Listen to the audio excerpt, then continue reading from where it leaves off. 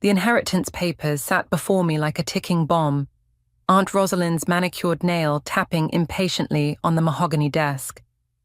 The grandfather clock in her study struck midnight, its chimes echoing through the hollow mansion that had become my prison since my parents' accident 3 months ago. "Brinley, darling, it's a simple formality," Rosalind cooed, her voice dripping with artificial sweetness. "Just sign here, and we can put all this nasty business behind us. I'm Brinley, and at 24, I never imagined I'd be sitting here, being pressured to sign away my parents' legacy at midnight. The timing wasn't coincidental. Nothing about Aunt Rosalind ever was. "It's late," I said, my voice barely a whisper. "Can't this wait until morning? When Talon can review—" "Talon?" Rosalind's perfectly plucked eyebrows arched. "That old friend of your father's?" "Darling, he's not family. We are. And family takes care of its own." The way she emphasized "takes care" sent chills down my spine.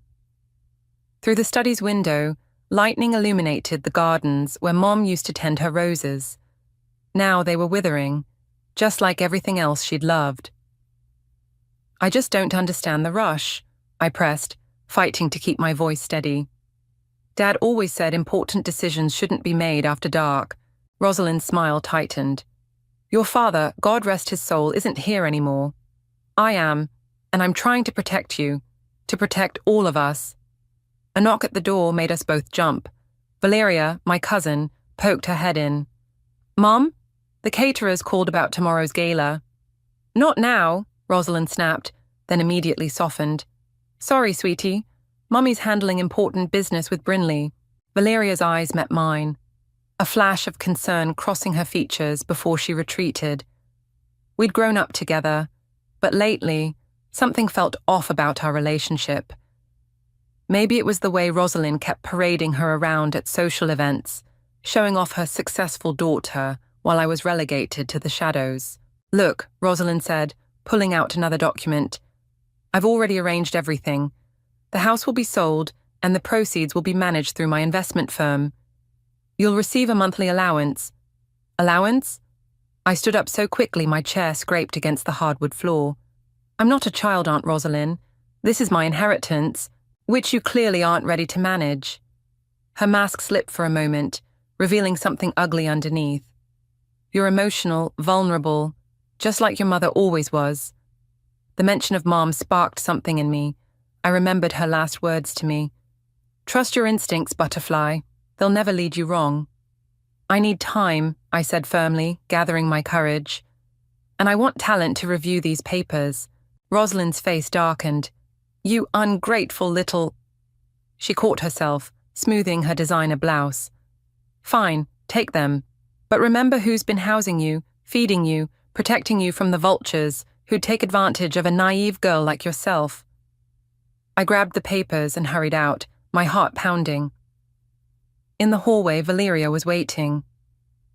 "Bryn, are you okay?" she whispered, glancing nervously at the study door. "I'm fine," I lied, clutching the documents to my chest. "Just tired." "Mom's been acting strange lately," Valeria confided. "Ever since, the accident." The accident. The rainy night when my parents' car went off the bridge. The night that brought me here, under Rosalind's protective wing. "Yeah," I managed. "Strange." Back in my room, I spread the papers across my bed. Legal jargon swam before my eyes, but certain phrases jumped out. Transfer of assets, relinquishment of rights, immediate effect. My phone buzzed, a text from an unknown number. "Don't sign anything. Meet me tomorrow, 10 a.m., Carter's Cafe. Talon." I deleted the message immediately, remembering Dad's warnings about being careful with sensitive information.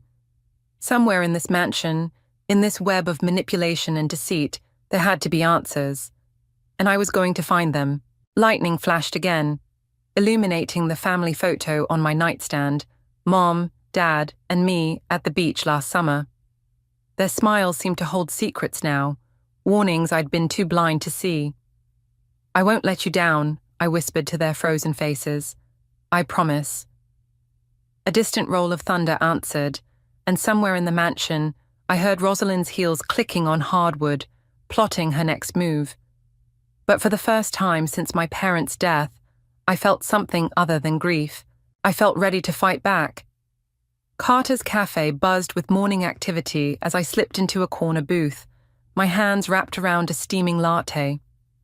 The familiar scent of coffee and pastries transported me back to Sunday mornings with Dad, poring over legal briefs while he explained the intricacies of contract law. "Your father always said you had a sharp mind for details."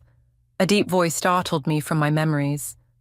Talon stood there, his silver hair and kind eyes exactly as I remembered from my childhood. "It's been a while," I said, gesturing for him to sit. He placed his briefcase on the table, glancing around before speaking. "I came as soon as I heard about Rosalind's midnight paperwork party. You didn't sign anything, did you?"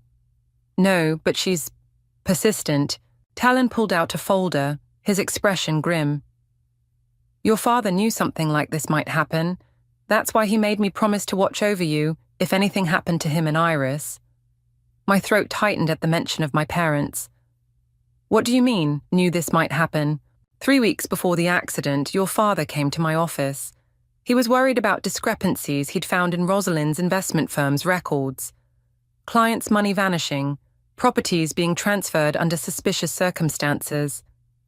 The waitress approached and we fell silent until she left with our orders. "Dad never mentioned any of this," I said, leaning forward. "He was building a case." Quietly. Talon opened the folder, sliding several documents across the table. "These are copies of what he found. Bank statements, property deeds, client complaints that mysteriously disappeared." My hands trembled as I examined the papers.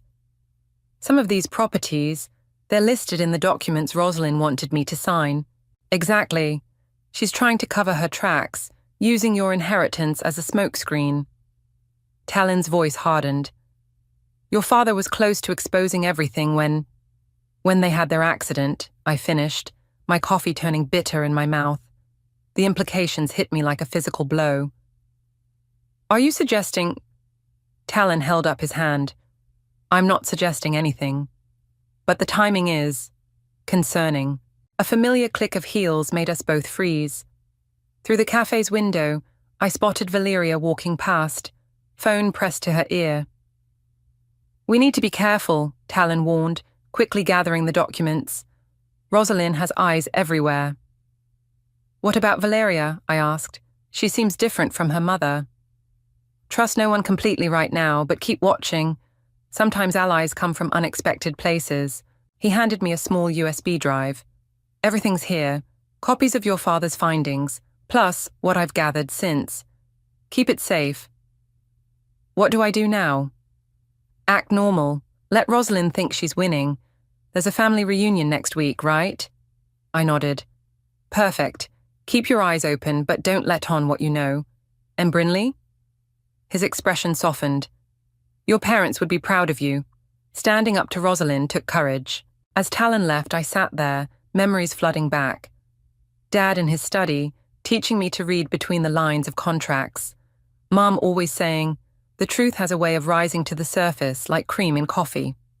My phone buzzed. A text from Rosalind. "Dinner tonight, 7 p.m. sharp. We need to discuss your future." Another message followed. "Wear something nice. The Winters are joining us. Their son's been asking about you. Classic Rosalind. Already plotting her next move. Trying to marry me off to some rich family's son, probably to strengthen her social connections." I grabbed my purse, the USB drive feeling like a burning coal inside. As I stepped out into the morning sun, a memory surfaced, Dad's voice clear as day. "Remember, Butterfly, in the legal world, timing is everything. Wait for the right moment, then strike. The right moment." I looked up at the towering building that housed Rosalind's investment firm, its glass windows gleaming like a fortress of secrets. Somewhere in there were answers about my parents' death, about the missing money, about everything. My phone buzzed again. "Valeria." "Can we talk? Alone? Something's not right with Mom." I stared at the message, remembering Talon's words about unexpected allies. After a moment, I replied, "Coffee tomorrow? Just us?" The response came instantly. "Yes, please." As I walked home, pieces started falling into place in my mind. The midnight papers, the missing money, the convenient accident. Rosalind had underestimated me, seeing only her dead sister's naive daughter. But I was also my father's daughter, and like him, I knew how to build a case. Game on, Aunt Rosalind.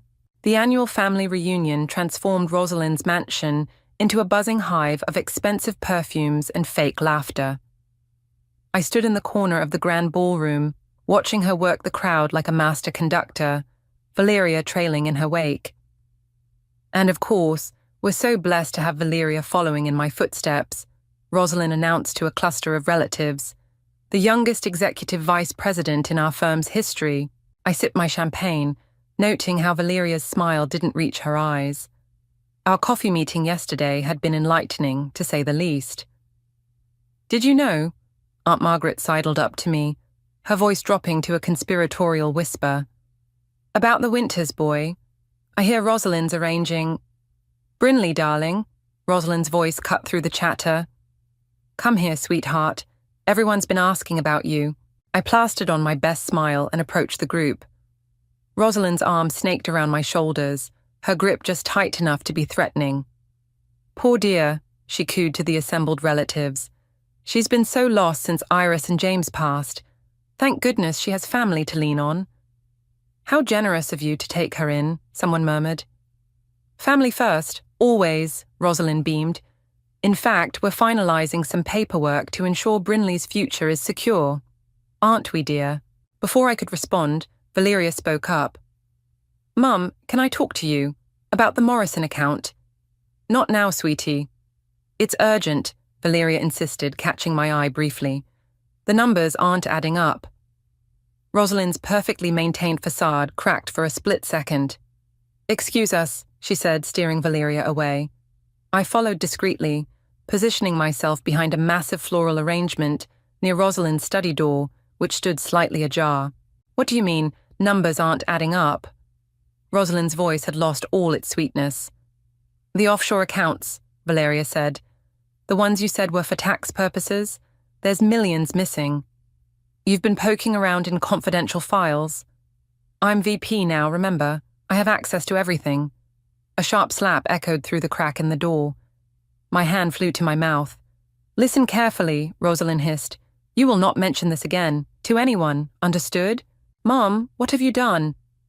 "What I had to do, to give you the life you deserve. And now that naive little Brinley's inheritance will secure our position." "What about Brinley's inheritance?" Uncle Xerxes' voice joined the conversation. My heart raced. Valeria's father rarely involved himself in business matters. "Nothing, darling." Rosalind's voice switched back to syrupy sweet. "Just some routine paperwork. The kind that needs signing at midnight."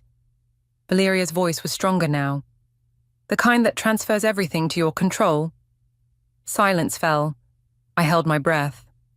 "Rosalind," Xerxes said slowly, "what exactly have you been doing with our firm's money?"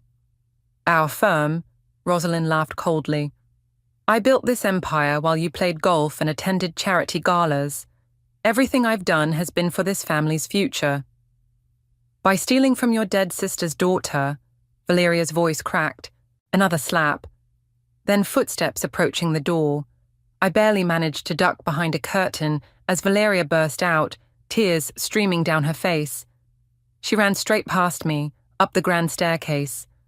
The party continued in the ballroom, oblivious to the drama unfolding. I was about to follow Valeria when I heard Rosalind's next words through the door. "If either of you breathes a word of this, remember, I have enough dirt to bury this entire family. Now let's rejoin our guests. Xerxes, fix your tie. We have appearances to maintain." I slipped away just as they emerged, my mind racing. The USB drive from Talon felt heavy in my clutch, combined with what Valeria had discovered. "Hey!" Valeria's voice made me jump. She stood at the top of the stairs, her cheek red but her eyes clear. "We need to talk, really talk." I glanced back at the party, where Rosalind was already commanding attention again, telling some elaborate story that had everyone laughing. "Your room," I suggested. Valeria nodded. "Bring your phone. We're going to need proof of everything." As we climbed the stairs together, I caught Uncle Xerxes watching us, his expression unreadable. He gave me a slight nod before turning back to his guests. The pieces were falling into place faster now, but the picture they formed was uglier than I'd imagined. Rosalind hadn't just stolen my inheritance, she'd built her entire empire on lies and theft. "Ready?" Valeria asked as we reached her room. I thought of Mum and Dad, of justice, of truth. "Ready." The time for playing nice was over. "Look at this," Valeria said, spreading printouts across her bedroom floor. "Every major client account has mysterious withdrawals, all traced back to shell companies in the Cayman Islands." I pulled out my laptop, inserting Talon's USB drive. "Your mum's been doing this for years. Dad was investigating her before the accident." Valeria's voice was hollow. "God, Brinley, you don't think she—" A knock at the door made us both freeze. "Girls," Uncle Xerxes called softly. We exchanged glances before Valeria opened the door. Xerxes slipped in, locking it behind him. "I've been blind," he said, his usually confident demeanor shattered. "So blind, but I found something you both need to see." He pulled out his phone, showing us an email chain. "Rosalind's been communicating with someone named Marcus about handling the situation 3 days before your parents' accident, Brinley." My hands shook as I read the messages. "The bridge where it wasn't their usual route home." "Mum told me they were coming to surprise me for my birthday," Valeria whispered. "She said she'd suggested that route because of construction on the main road." "There was no construction," Xerxes said grimly. "I checked." A text message lit up my phone.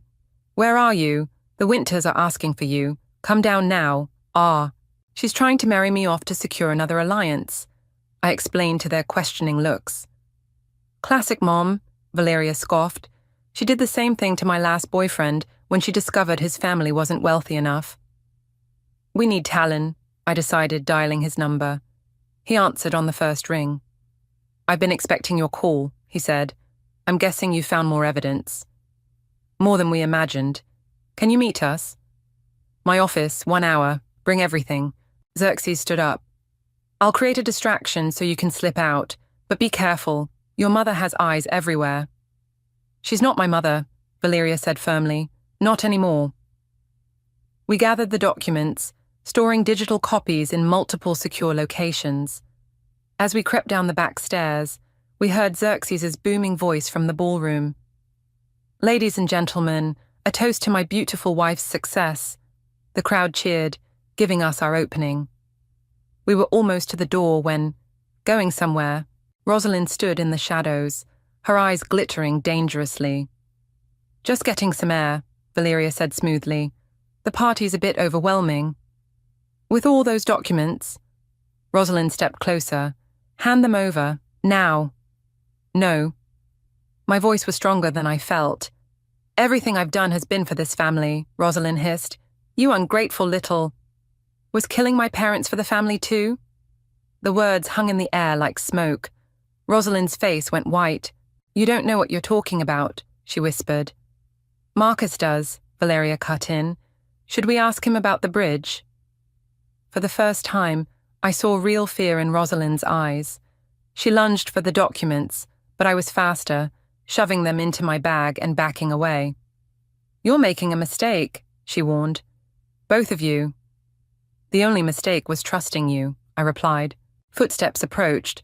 The party guests were spilling into the hallway. Rosalind's mask slipped back into place as she turned to greet them. "Girls, there you are," she called out cheerfully. "Come, Mr. Winters was just asking about you, Brinley."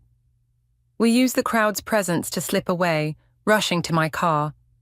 As we pulled out of the driveway, I saw Rosalind watching from the window, her phone pressed to her ear.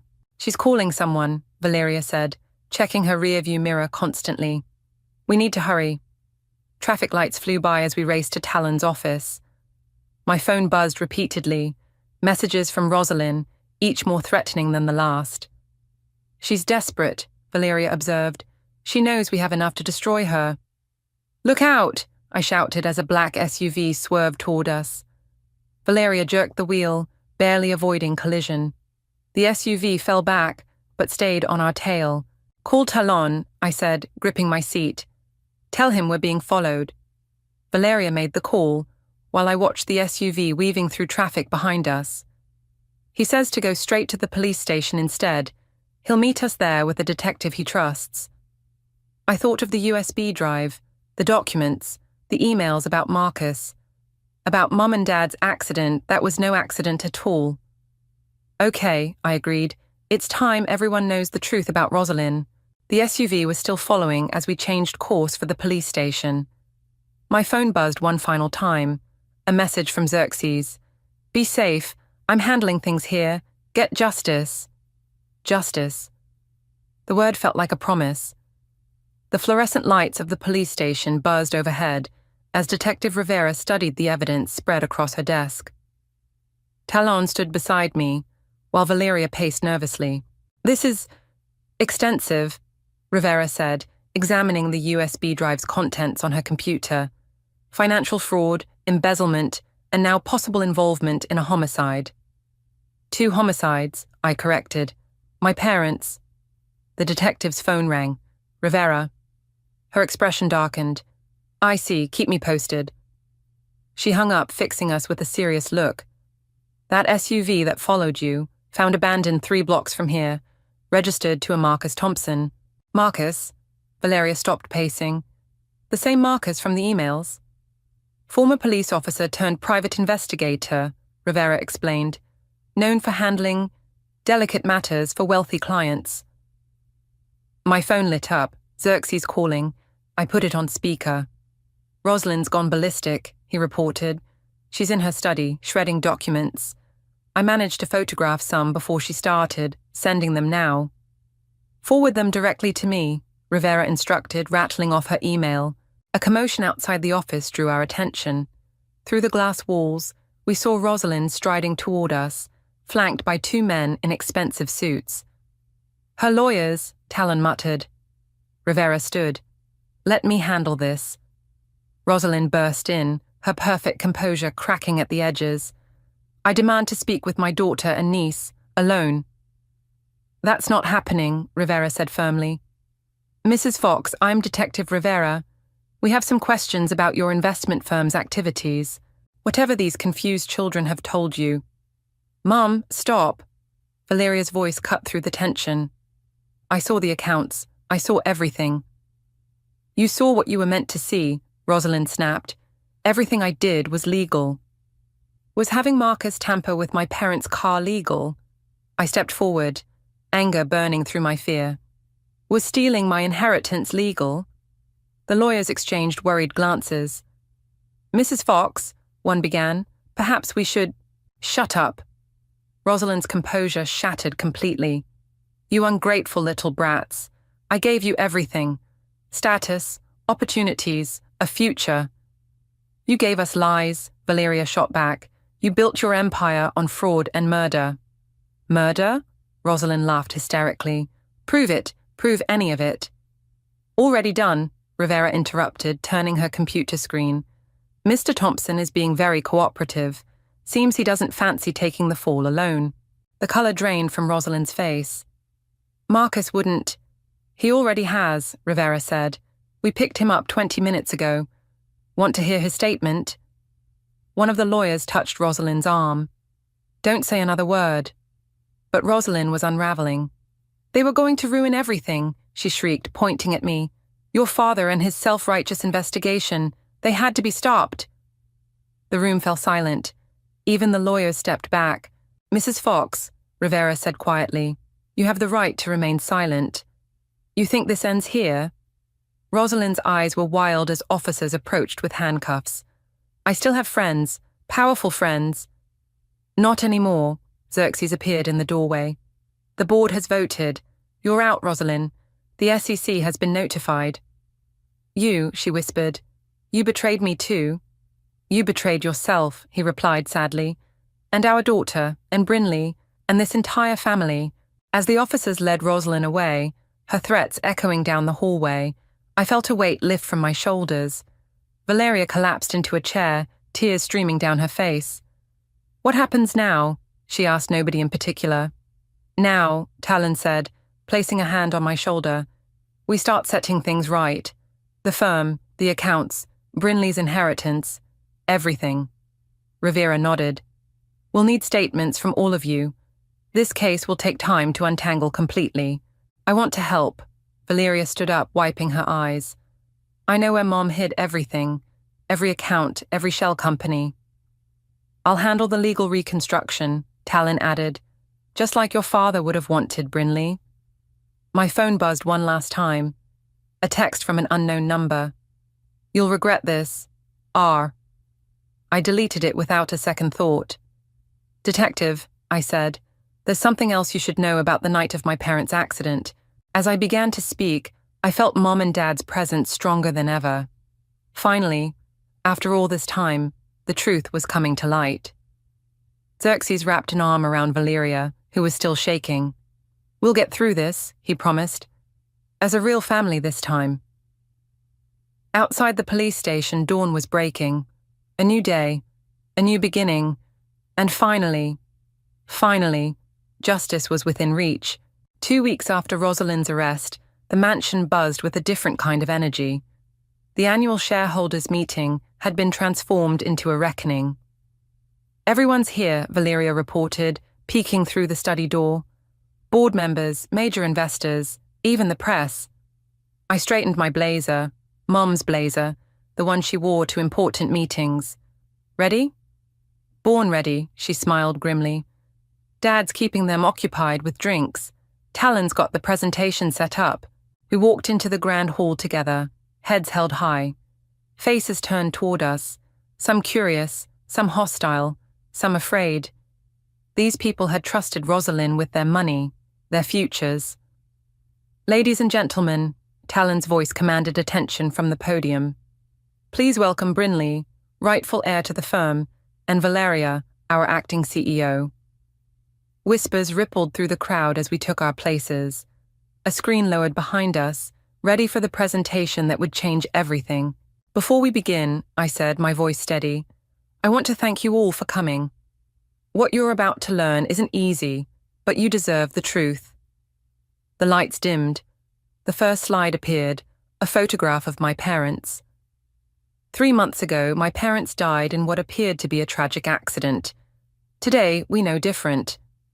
Gasps filled the room as Marcus Thompson's signed confession appeared on screen. "The truth is," Valeria continued, "this firm has been built on fraud, manipulation, and—" She took a deep breath. "Murder." The next hour passed in a blur of revelations. Bank statements, offshore accounts, email trails. With each new piece of evidence, the audience's shock grew. "My God," someone muttered. "Our retirement funds." "Every cent will be accounted for," I assured them. "We've already begun the process of recovering." The doors burst open. Rosalind, out on bail, strode in. Her designer outfit couldn't hide her desperation. "This is illegal," she shouted. "A hostile takeover by children." "Security," Xerxes called, but Rosalind was already at the podium. "You think you know everything," she sneered. "Tell them, Brinley. Tell them how your parents really died. Tell them about the brake lines." The room fell silent. I stepped forward, my heart pounding, but my voice clear. "Yes, let's talk about the brake lines, Aunt Rosalind. Let's talk about how Marcus Thompson sabotaged them on your orders.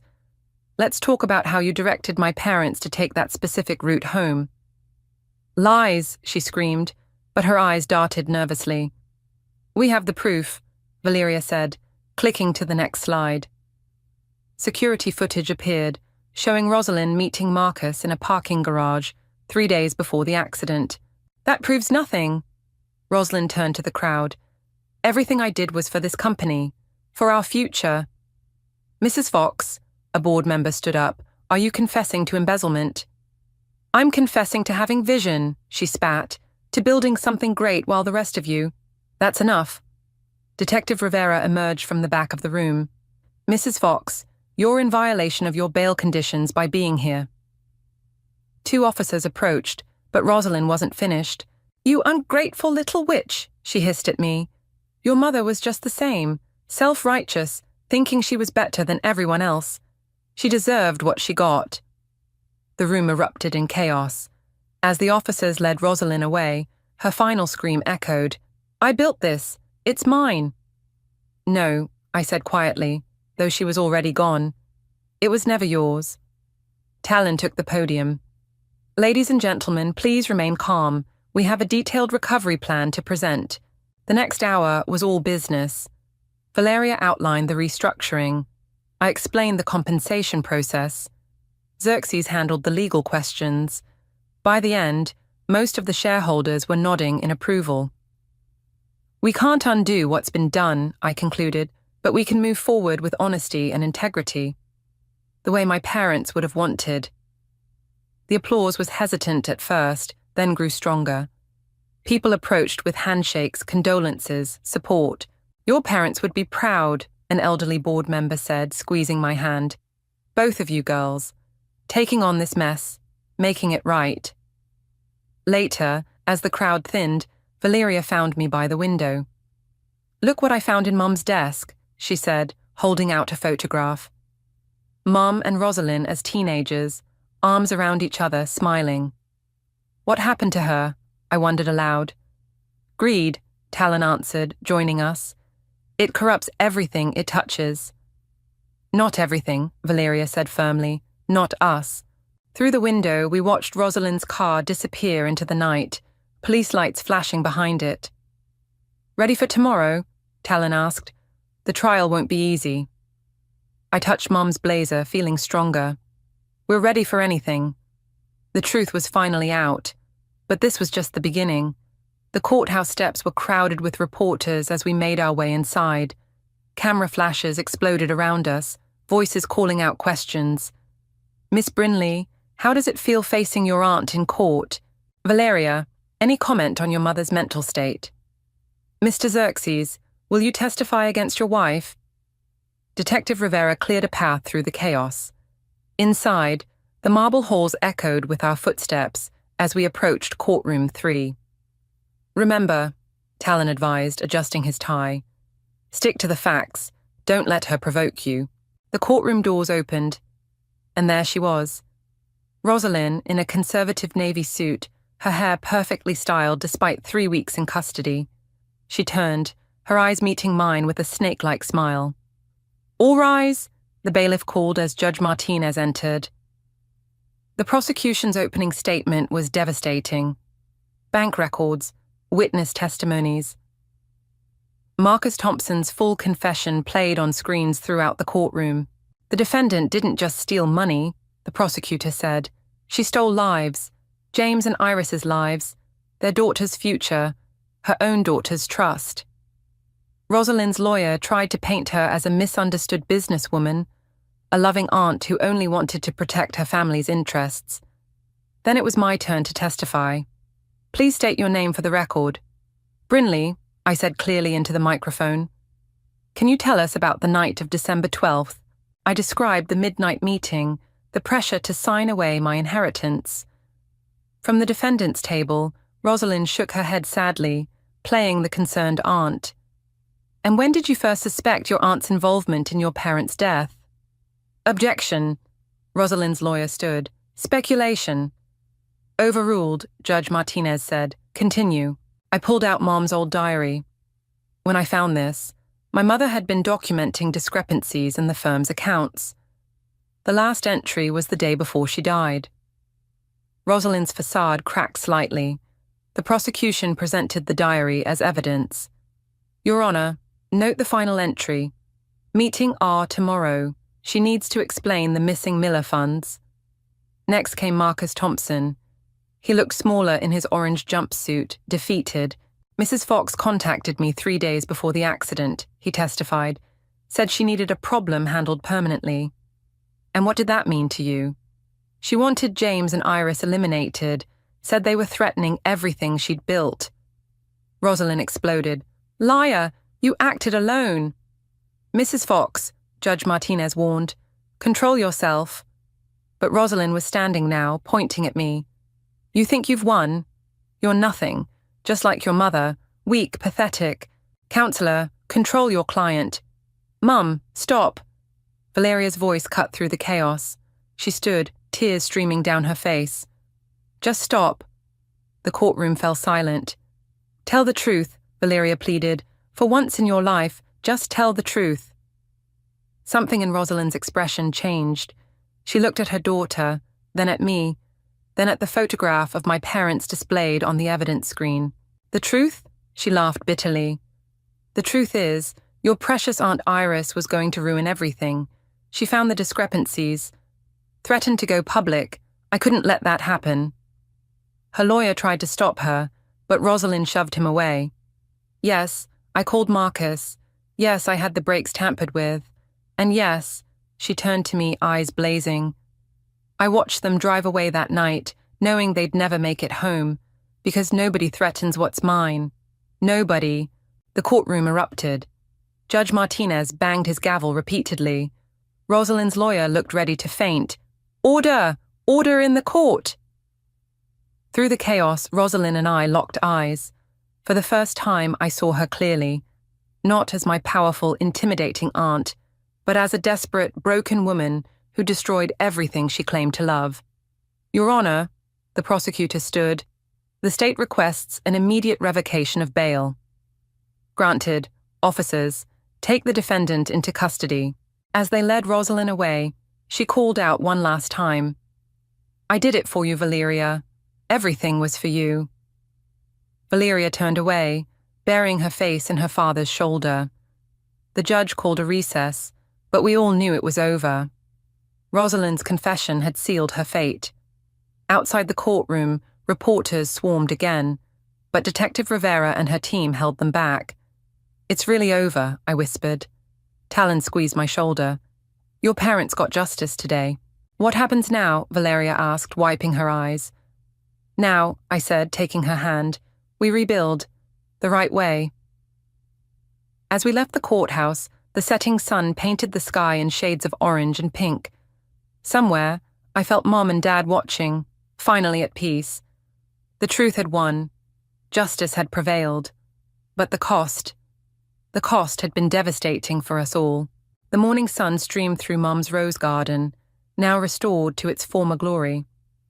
I knelt beside the blooming flowers, pulling weeds and adjusting the soaker hose, just as she'd taught me. The board meeting starts in an hour, Valeria called from the patio. Ready for the big announcement? I stood, brushing dirt from my knees. As ready as I'll ever be. The drive to the office was quiet, both of us lost in thought. The newspaper on the dashboard carried yesterday's headline, Fox Investment CEO sentenced to life. Below it, a smaller headline, Victim's daughter and niece lead company reformation. The conference room was packed when we arrived. Talon stood at the front, reviewing documents with the Xerxes. The faces watching us were no longer hostile or afraid, just expectant. Good morning, I began, taking my place at the podium. Today marks a new chapter for our company. The audit is complete, the restitution payments have begun, and we're ready to move forward. Valeria joined me, carrying a stack of folders. We've prepared detailed reports on our restructuring plan, but first, we have an announcement. I pulled out the new company logo, a simple rose design. From today, we're no longer Fox Investments. We're Chapman and Fox Partners, honoring both sides of our family's legacy, the good parts. Murmurs of approval rippled through the room. Our first act, Valeria continued, is establishing the James and Iris Chapman Memorial Fund for Financial Ethics. Every year, we'll sponsor students pursuing careers in financial oversight and fraud prevention. The board members nodded appreciatively. One raised his hand. And the leadership structure? Co-CEOs, I answered. Valeria and I will lead together, with our board's oversight. No more single person holding all the power. And I'll be stepping down, Xerxes added. It's time for fresh perspectives. As we outlined the details, I noticed Detective Rivera slip into the back of the room. She gave me a subtle nod. After the meeting, she pulled us aside. Thought you should know, Marcus Thompson was found dead in his cell this morning. Apparent suicide. He left a full confession detailing everything. Everything? Valeria's voice shook. Everything, including all of Rosalind's other victims over the years. We're reopening several cases. The weight of it all hit me again. How many lives had been destroyed by greed and power? There's something else, Rivera continued. We found this in Marcus's belongings. Thought you should have it. She handed me a sealed envelope. Inside was a photograph, Mum and Dad at their wedding, young and happy. On the back, in Mum's handwriting, love always finds its way home. They'd be proud of you both, Talon said softly, taking something broken and making it right. Later that evening, Valeria and I sat in Mum's garden, sharing a bottle of wine. I visited her yesterday, Valeria said quietly. Mum, in prison. I waited, letting her continue. She wanted to know if we'd change the company name back to Fox someday. I told her no. She cried. First time I've ever seen her really cry. Are you okay? She smiled sadly. Getting there. It's strange. I'm grieving someone who's still alive. I understand that feeling. A car pulled up. Xerxes, returning from his last board meeting.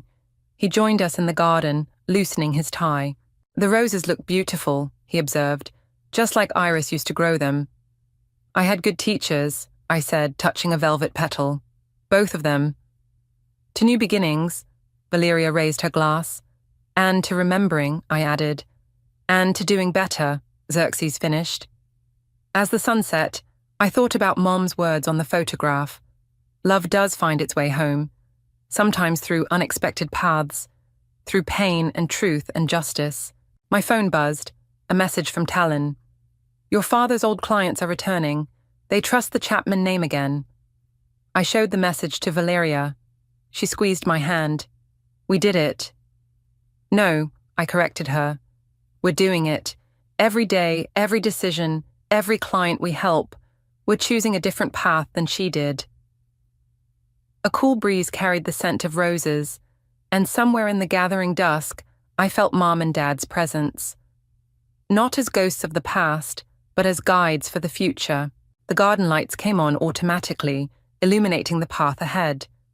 Tomorrow would bring new challenges, new decisions, new opportunities to prove that integrity could triumph over greed.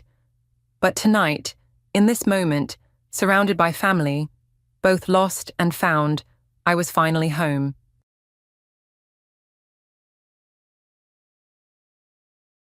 Early morning in Chicago's Wilmette district.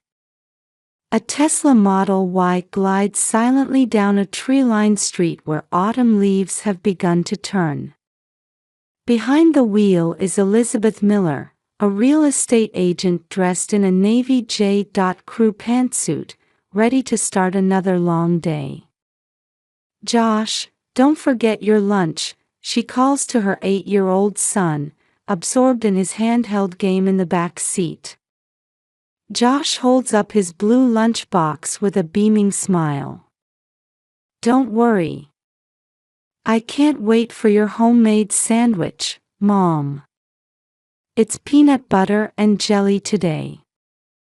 And I'll pick up a hot dog from Portillo's for your snack later. Josh's eyes light up at the mention of Chicago's famous fast food restaurant. He always gets excited when they talk about local favorites. At the gates of St. Francis Xavier School, Josh bounds out energetically. Dad's coming to watch my baseball practice after school. Elizabeth smiles warmly at his words. Though Michael keeps busy as an executive at a construction company, he never misses his son's baseball games. He's the kind of wonderful father who adjusts even important meetings at Walsh Construction to prioritize his son. Despite working late the night before, Michael had joined the family for breakfast that morning, warming up leftover Chicago deep dish pizza and listening intently to Josh's baseball stories. Here's hoping I find some wonderful properties today. Elizabeth whispers a small prayer while watching Josh walk away. Her work at Coldwell Banker Realty is her pride and joy. As she programs her car's navigation system, she checks her first showing appointment. A luxury condominium overlooking Lake Michigan. This area could lead to another big deal. In the quiet residential area of Wilmette, Patricia Miller tends to her roses in front of her white colonial-style house. Wearing a Talbot's tweed jacket and premium gardening gloves from Nordstrom, her movements betray a certain nervousness. A former pharmacist, she had thrown herself into this hobby after losing her husband. Though renowned in the local garden club for her skill, she'd recently stopped attending meetings. An old photograph remains stuck to the Sub-Zero refrigerator. The smiling faces of young Michael and his late father still watch over her, unchanged. "Michael, that woman isn't worthy of you." The pruning shears roughly cut through a rose stem. 8 years since Michael married Elizabeth. Patricia's heart remains filled with twisted obsession, still unable to accept her son's choice. Sunday brunch. Once a precious family gathering time. Now reduced to monthly formalities. Still, the happy demeanor of her son and daughter-in-law catches her eye. Especially the gentle way Michael looks at Elizabeth, it pierces her heart deeply. Her son's resemblance to his late father. Recently, Patricia noticed a photo posted on Facebook by a young female employee from Michael's company. A casual lunch scene at the Cheesecake Factory.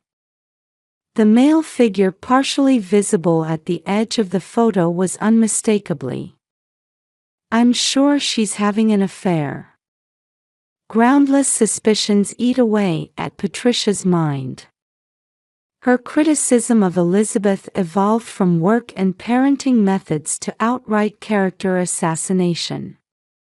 Elizabeth chatting with a young male customer at Whole Foods. Her more carefully applied makeup when leaving the yoga studio. In Patricia's delusions, everything connects. "I must do something to protect Michael." Christmas decorations are going up in the streets. And strange light lurks in Patricia's eyes. Her years of experience as a senior pharmacist at Walgreens. Her knowledge of medications and remaining industry connections. All of it was about to be repurposed. Patricia disappeared into the house. Above the living room fireplace, photos of Michael and Josh smile brightly. Next to them, only Elizabeth's photo lies face down. On a Saturday afternoon, cold winds from Lake Michigan rustled the autumn leaves on the street trees. "Josh, we're at Grandma's house," Elizabeth announces as she parks the Tesla, receiving an energetic response from the back seat. "Yay! I love Grandma's cookies." Mother and son exit the car in front of Patricia's house. A weekend sleepover, arranged at Josh's request. Though something nagged at Elizabeth's mind, she suppressed the feeling, remembering Michael's words, "Mom gets lonely." "Elizabeth, I'm so glad you came." Patricia's smile as she opens the door lacks its usual sharpness. Instead, it seems almost kind. The aroma of freshly baked cookies wafts through the entryway. "Josh, Grandma made these with a special recipe." The living room table displays beautifully arranged chocolate chip cookies. Beside them, fresh fruit from Whole Foods and a pot of chamomile tea. Please stay and rest until tomorrow morning. I'll take care of Josh. Elizabeth nods slightly at Patricia's words. She strokes her son's head, promising, I'll come pick you up tomorrow morning. Josh has already reached for a cookie. Mom, these are so good. That night, Josh sleeps deeply in the guest room upstairs. Downstairs in the living room, Patricia sips from a glass while staring at the fireplace flames. Scattered across the coffee table are numerous photos of Elizabeth, shopping, working, playing with her son. All secretly taken by Patricia over time. The next morning, as Elizabeth prepares breakfast, she hears a noise from upstairs. Then, her son's cry rings out. Mom! My head, it hurts. Elizabeth rushes up the stairs. Through the open guest room door, Josh lies on the floor. His face is pale, clutching his head with both hands. Josh! What's wrong? Mom, help me, it hurts so much. Her son's body trembles violently. His pupils are abnormally dilated. Elizabeth immediately took Josh to the hospital. After the examination, the doctor explained with a grave expression. These are symptoms of dangerous drug poisoning. Elizabeth's blood runs cold. Please contact the police immediately. The doctor's words rang like cold iron. By the time Michael rushed to the hospital, the police had already been notified. Mother, did this. Michael's voice trembled.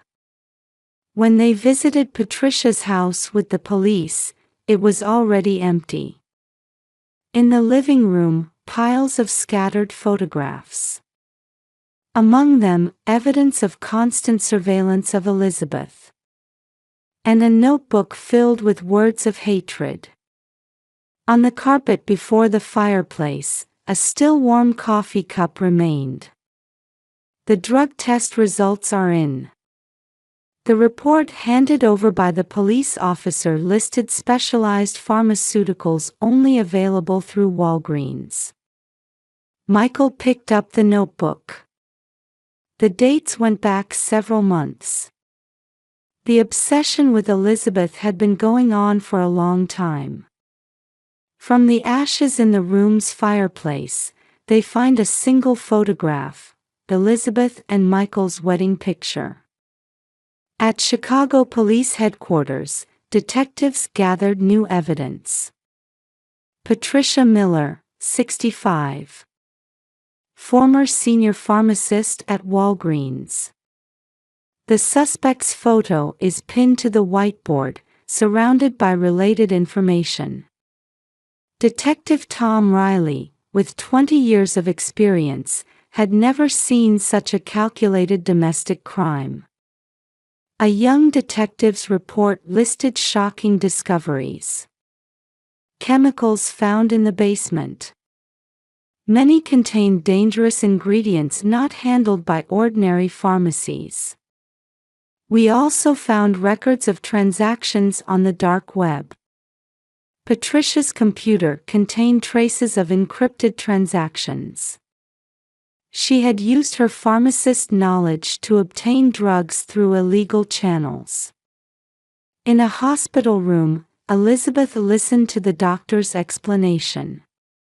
These drugs, when taken in large doses at once, cause severe symptoms.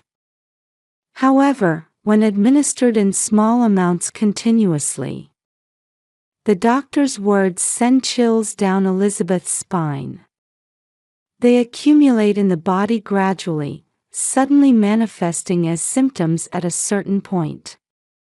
So not just today's cookies, but all the homemade treats Patricia had been making. Josh woke up. Though still groggy from the drug's effects, he was out of danger. Josh, thank goodness. As Elizabeth hugs her son, Michael leans against the wall, staring into space. The police forensics team analyzed data recovered from Patricia's computer. The screen displayed extensive files recording Elizabeth's daily life. Work schedules, shopping records, meetings with friends. Everything meticulously documented. It's like a stalker's records. And it went beyond mere surveillance. Obsessive investigation trying to prove Elizabeth's infidelity. Yet no such evidence was ever found. It was all delusion, wasn't it? A young female detective murmured. Indeed, the photos Patricia believed proved infidelity were merely coincidental, unrelated encounters. The notebook found in the living room contained twisted affection.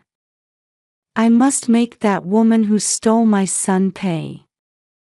But if I hurt her directly, Michael won't forgive me.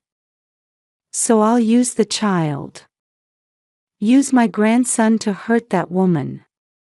Make her watch as she hurts her beloved son. Hatred for Elizabeth and abnormal obsession with her son. The pages were filled with a plan born between these extremes. At dusk, police received a tip. We've spotted someone resembling Patricia Miller. The location, Green Bay, Wisconsin. She had been hiding in an acquaintance's vacation home.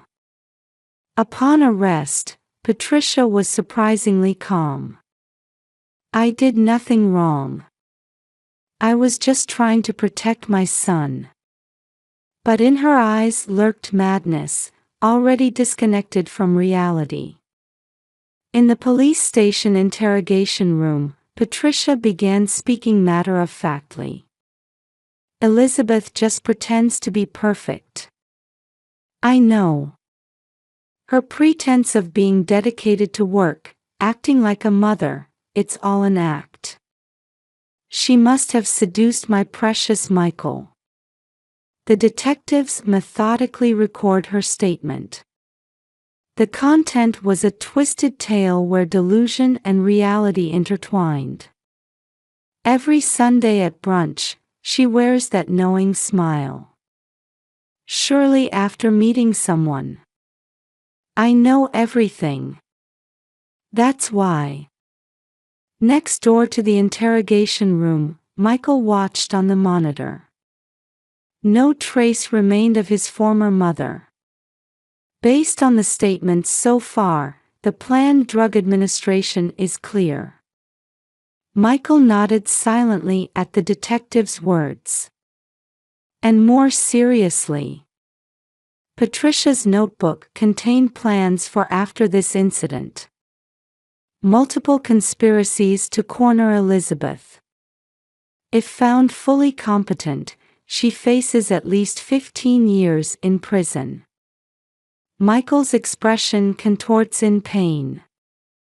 Elizabeth enters the room. Elizabeth places a hand on her husband's shoulder. Without exchanging words, they watch the old woman's image on the monitor. When Elizabeth and Michael return to the hospital room, Josh is already asleep. Why didn't I notice? Michael's voice is filled with self-reproach. No one could have known. Patricia carefully hid everything. It's not your fault. Elizabeth grips her husband's hand tightly. In the pediatric ward of Chicago Memorial Hospital, colorful decorations line the hallways in anticipation of Christmas. Josh continues his physical therapy today. Working carefully with a young therapist on walking exercises to regain his balance, temporarily lost to the drug's effects. Well done. The boy smiles slightly at therapist Sarah's encouragement. A different expression from his once cheerful smile, somehow shadowed. Still, he walks steadily on the path to recovery, step by step. By the window in the hospital room, Elizabeth watches her son. She hasn't left the hospital once in these 2 weeks. Her supervisor at Coldwell Banker Realty granted her unlimited leave. Please take time with your family for now. Tears well in Elizabeth's eyes whenever she encounters such kindness. Michael's condition worsened day by day. In his office at Walsh Construction, he stares vacantly out the window. Untouched piles of documents on his desk. Unread messages from clients accumulate on his phone. Why didn't I notice? How many times has he repeated these words? Childhood memories suddenly return. Days at the zoo with his mother on holidays. The taste of chicken soup she made when he had a fever. The moment they celebrated his college acceptance. And her cold expression the day he announced his marriage. Everything began to go wrong from that moment. The door to the conference room is knocked, and Secretary Janet appears. Mr. Miller, the police are calling. After his mother's arrest, new evidence kept emerging. Records of Elizabeth's surveillance dated back to before the wedding.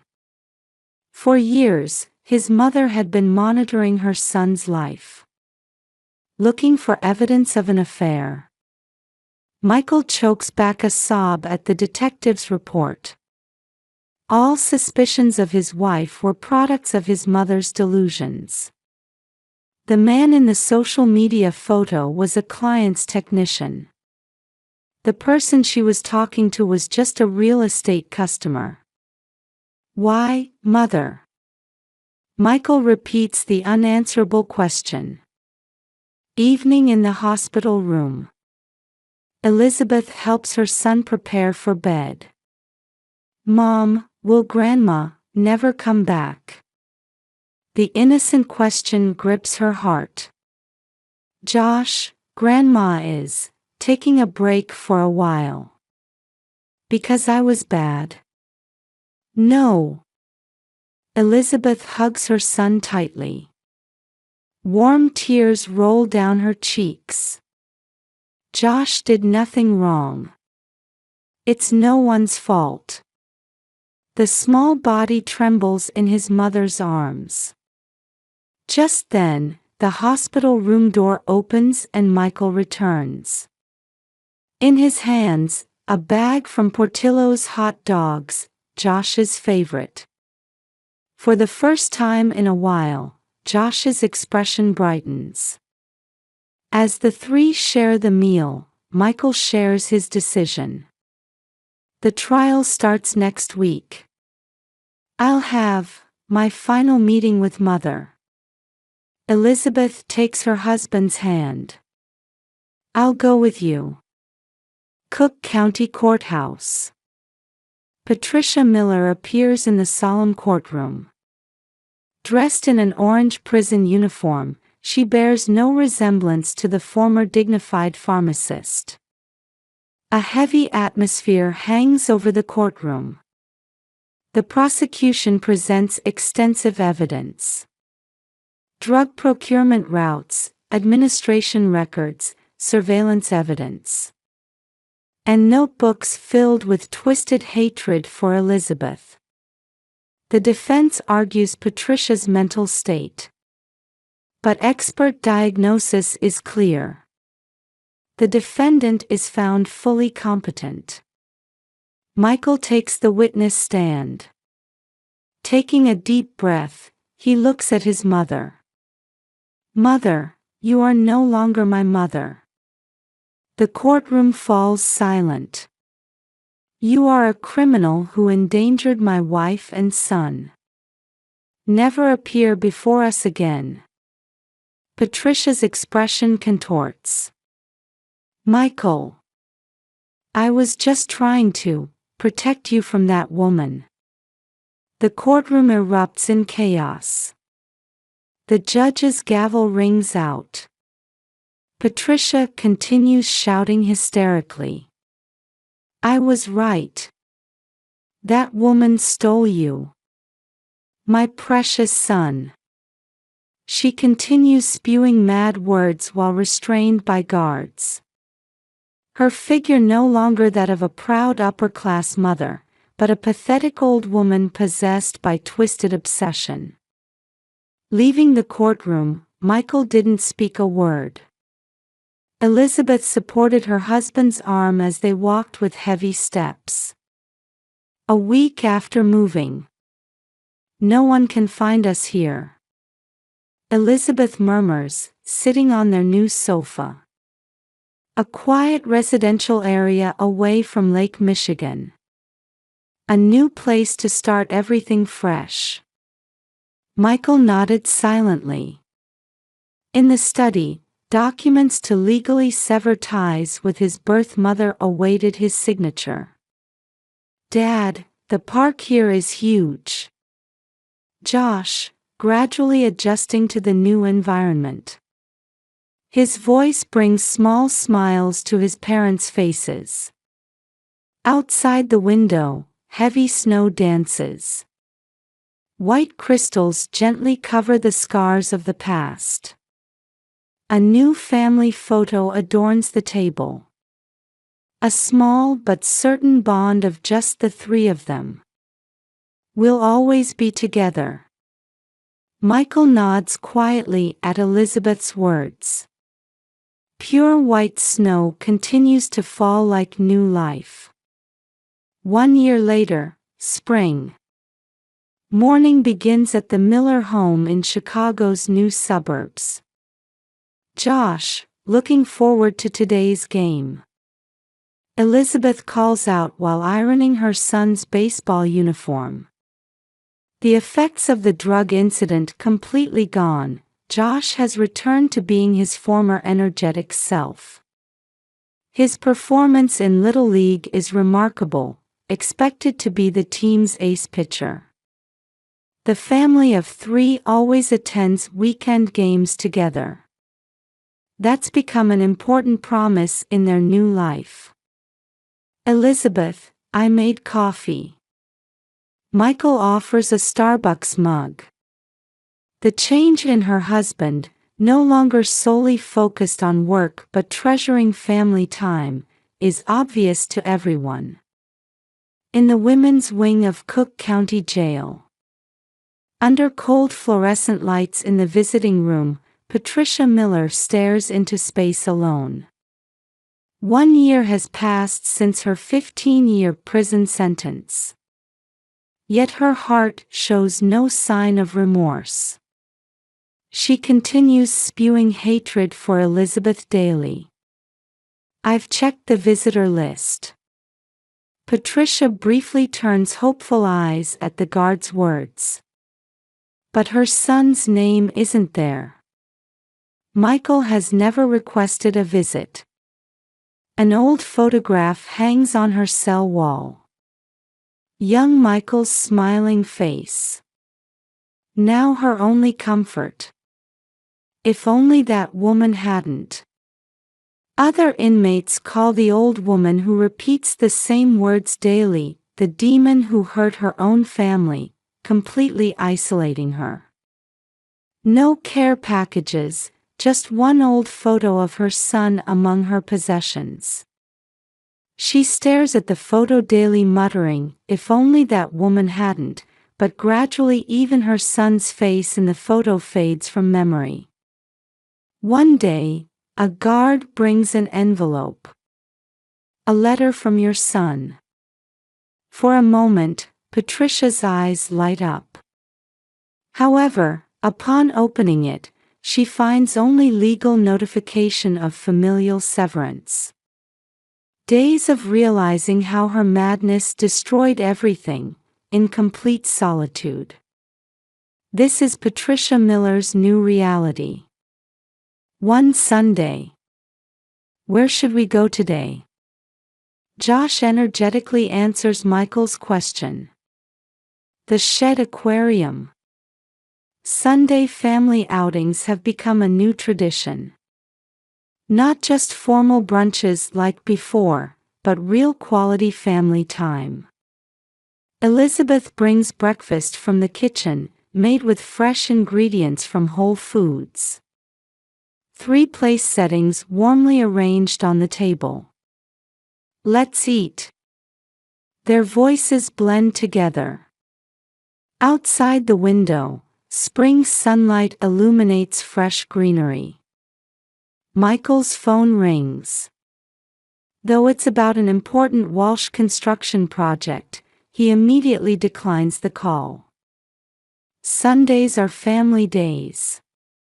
Elizabeth smiles gently at those words.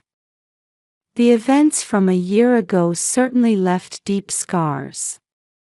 However, they also serve to strengthen family bonds. Elizabeth's reputation at Coldwell Banker Realty has actually improved. Her strength in overcoming crisis has increased client trust. Michael has reassessed his work-life balance. He always spends weekends with family and tries to return home early on weekdays. This new lifestyle has become established. Josh has made new friends through baseball. The drug effects completely gone, his grades gradually recovering. His teacher evaluates him as a bright and positive student. At dusk, Elizabeth tends to her newly started garden in the Miller family yard. Not roses, but cheerful marigolds and daisies color the garden. Mom, I'll help. Josh runs over. Behind him, Michael begins preparing the barbecue grill. A peaceful weekend evening in their new home. It's a sure time that gradually heals the dark shadows of the past. Dad, are the hamburgers ready? Almost. Josh, go ahead and choose your toppings. Casual conversation between father and son. Mother's gentle smile. It's a genuine family scene, irreplaceable by anything. That night in the living room, after Josh went to bed, Elizabeth and Michael quietly shared wine while discussing the future. A new project starts next month. That's great, do your best. I'll support you completely. No shadow of doubt remains between them. Their resolve to trust and support each other has grown stronger through trials. Outside the window, spring stars twinkle. A new season's breeze blows gently through. It marks the beginning of a new chapter for the Miller family. A definite step forward, healing past wounds and walking toward the future.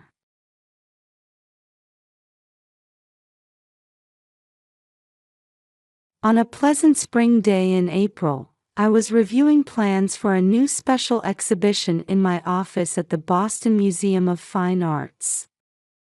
Outside my window, cherry blossoms were swaying in the breeze on Beacon Hill, and passers-by walked with a spring in their step. My name is Melissa Thompson, and I'm 35 years old. I've been working as a curator at this museum for 10 years now. I wear my long brown hair tied back, and people tell me my warm smile is my best feature. While I maintain an intellectual air, my approachable personality has earned me the trust of my museum colleagues. Mel, David's on the phone. My secretary Janet poked her head in, and I couldn't help but smile. I met my husband, David Parker, right here at the museum. It was 3 years ago when he was working as a security guard for a special exhibition. Now he works in a special unit of the police department, handling confidential investigations.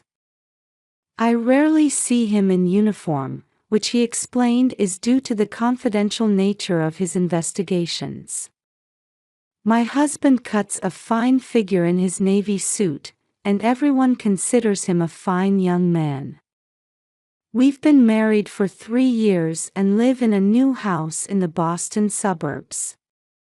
The house was a wedding gift from my father, who made his fortune in real estate development, and my mother, who's active in charity work. My father visits us every Sunday morning without fail. His motto is, "Only the best for my beloved daughter," and he's always concerned about my married life. My mother is passionate about local charity work, and I sometimes help out.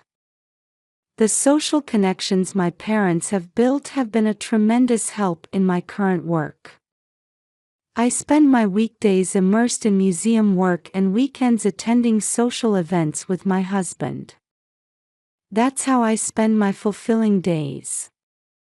Lately, my husband has been coming home a bit later, but I understand it's because he has more important investigations to handle.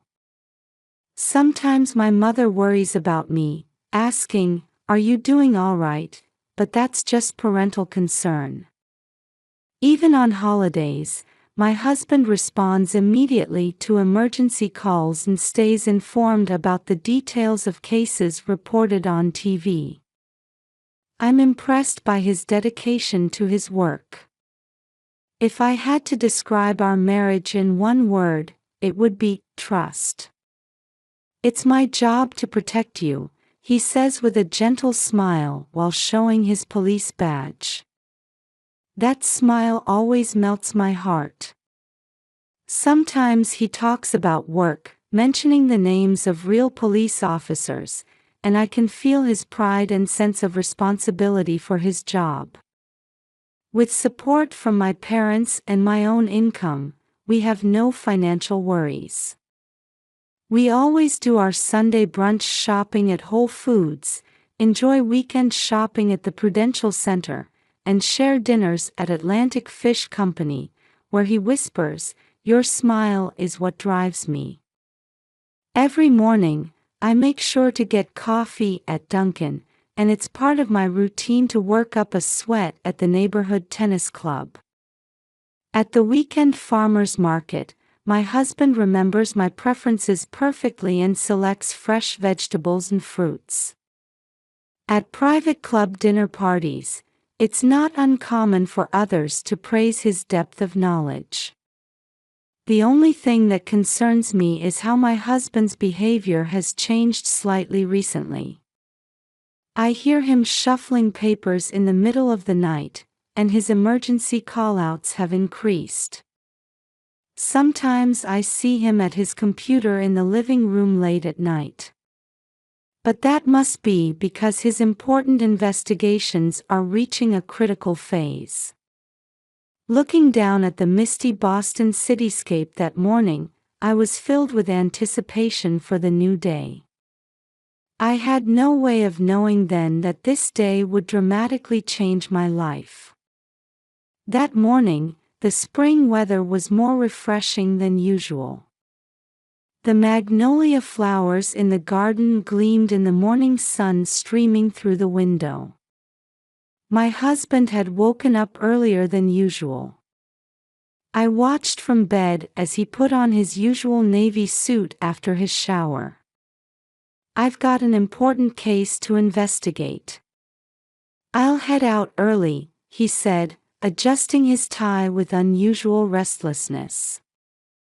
I felt a slight unease at his behavior, so unlike his usual self.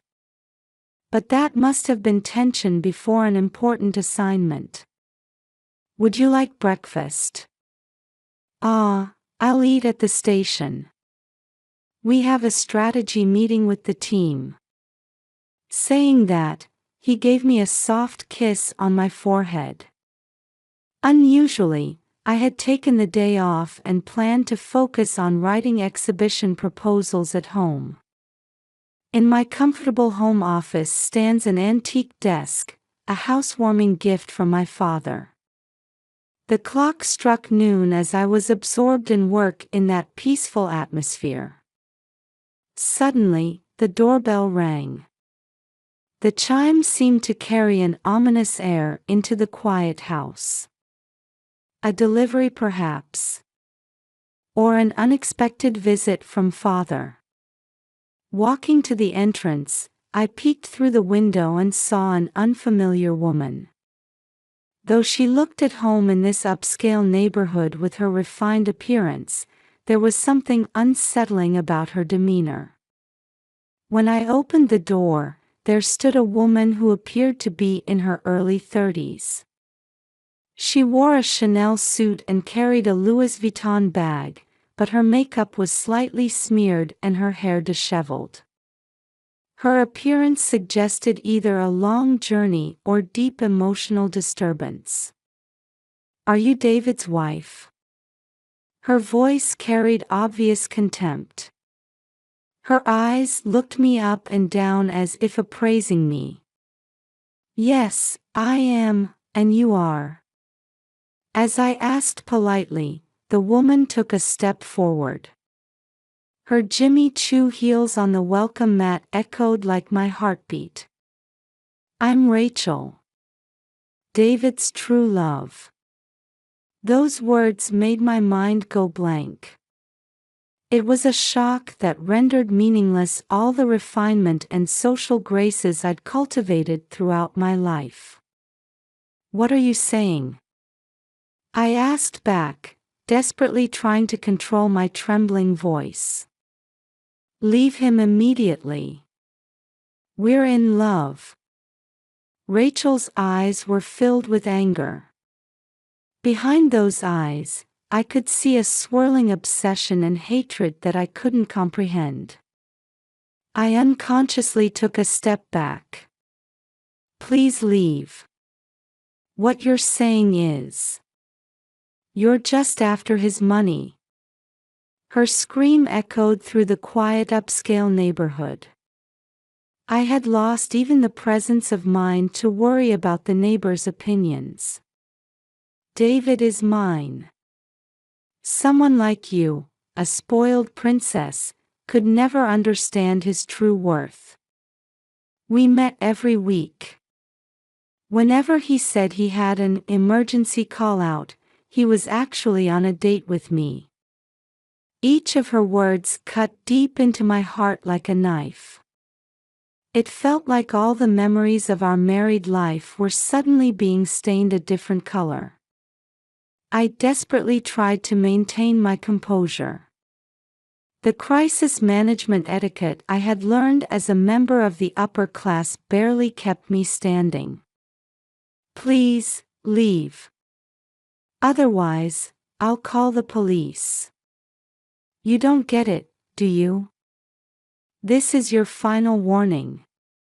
Rachel grabbed an expensive Murano glass vase that decorated the entrance and hurled it at me. It was one of my precious collections, brought back by my father from his trip to Italy. The vase spun through the air. The light reflecting off the chandelier sparkled beautifully, as if in slow motion. My attempt to dodge came a moment too late. With a dull impact, I felt something warm begin to trickle down my forehead. When I touched it, bright red blood. My expensive cashmere cardigan gradually turned red. At that sight, Rachel's expression seemed to freeze for a moment. Fear flashed in her eyes. However, she quickly turned on her heel and hurried away. "Wait." The voice I tried to call out caught in my throat. My head was spinning, and I could barely stand. As I collapsed onto the marble floor of the entrance, I could feel my life beginning to crumble significantly. With great effort, I took out my mobile phone and called a taxi. I had to go to the police station where my husband worked. Surely he would explain this situation. This must all be some misunderstanding, I desperately told myself. Stepping out of the taxi that arrived at 1 Schroeder Plaza, I walked unsteadily to the reception desk. Blood was still seeping from my forehead. Here I was, standing in a police station with a blood-stained cardigan, I who normally maintained perfect makeup and composure in any situation. At the reception desk, a uniformed female staff member looked at me with concerned eyes. "I'm very sorry, but we don't have any police officer named David Parker." The receptionist's words reached my ears as if in slow motion. That must be some mistake. He's in a special unit, confidential investigations. My words gradually grew smaller. I've checked, but there's no police officer by that name at this station or any other station in Boston. Should I call an ambulance? That injury. The receptionist spoke apologetically but with certainty. Her kind voice only constricted my heart more. Before my eyes, everything I had believed in seemed to shatter like a glass castle, crumbling with an audible crash.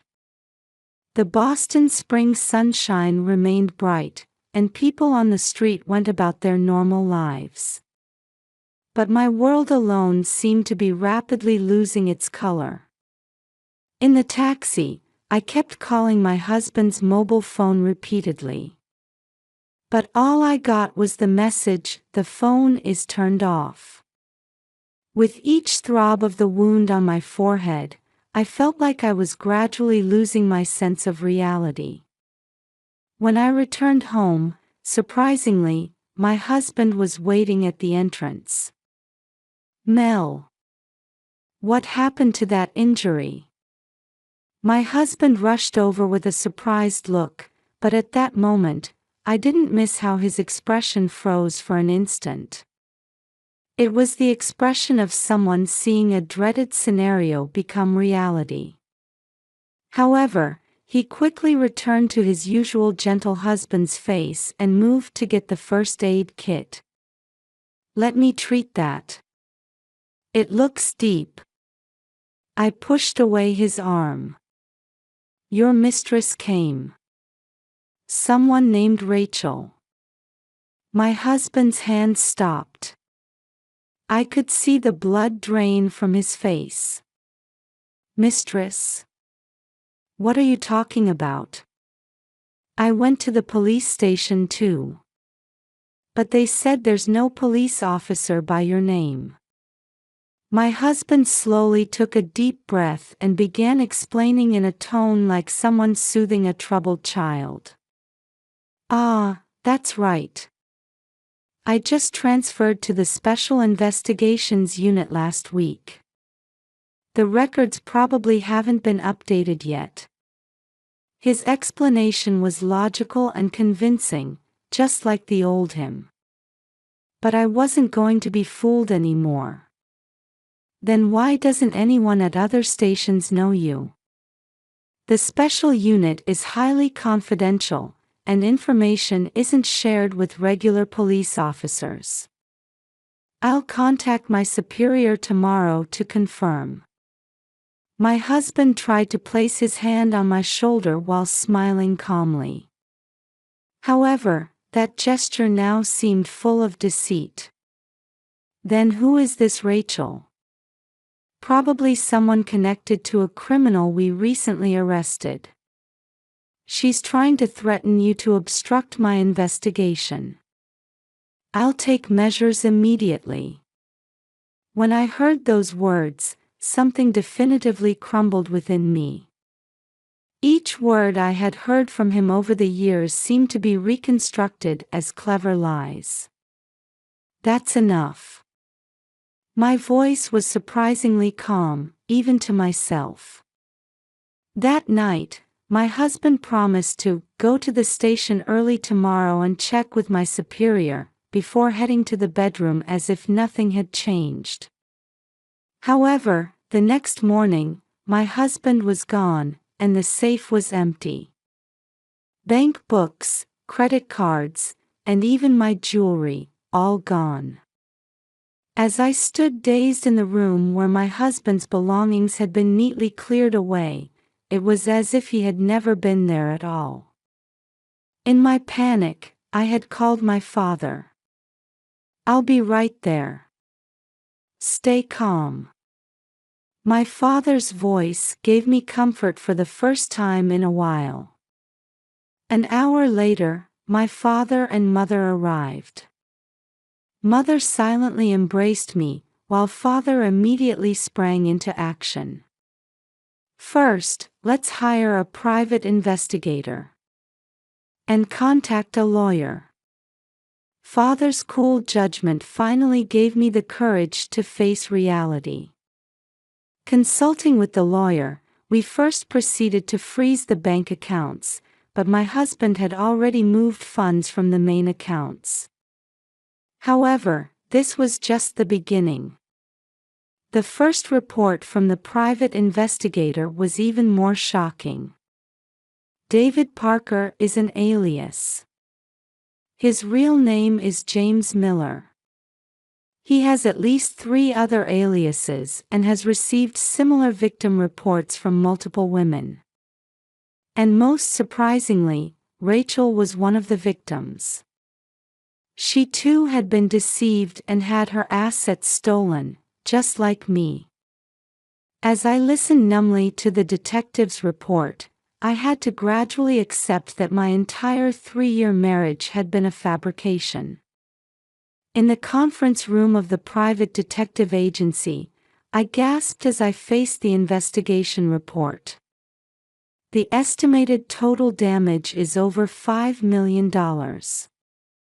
We've confirmed at least 5 women who have suffered similar damage so far. Detective John Morgan pointed to the data displayed on the screen while continuing his explanation. Father sat next to me with a stern expression, examining each piece of data. James Miller, aka David Parker. Born in Chicago in 1986, 38 years old.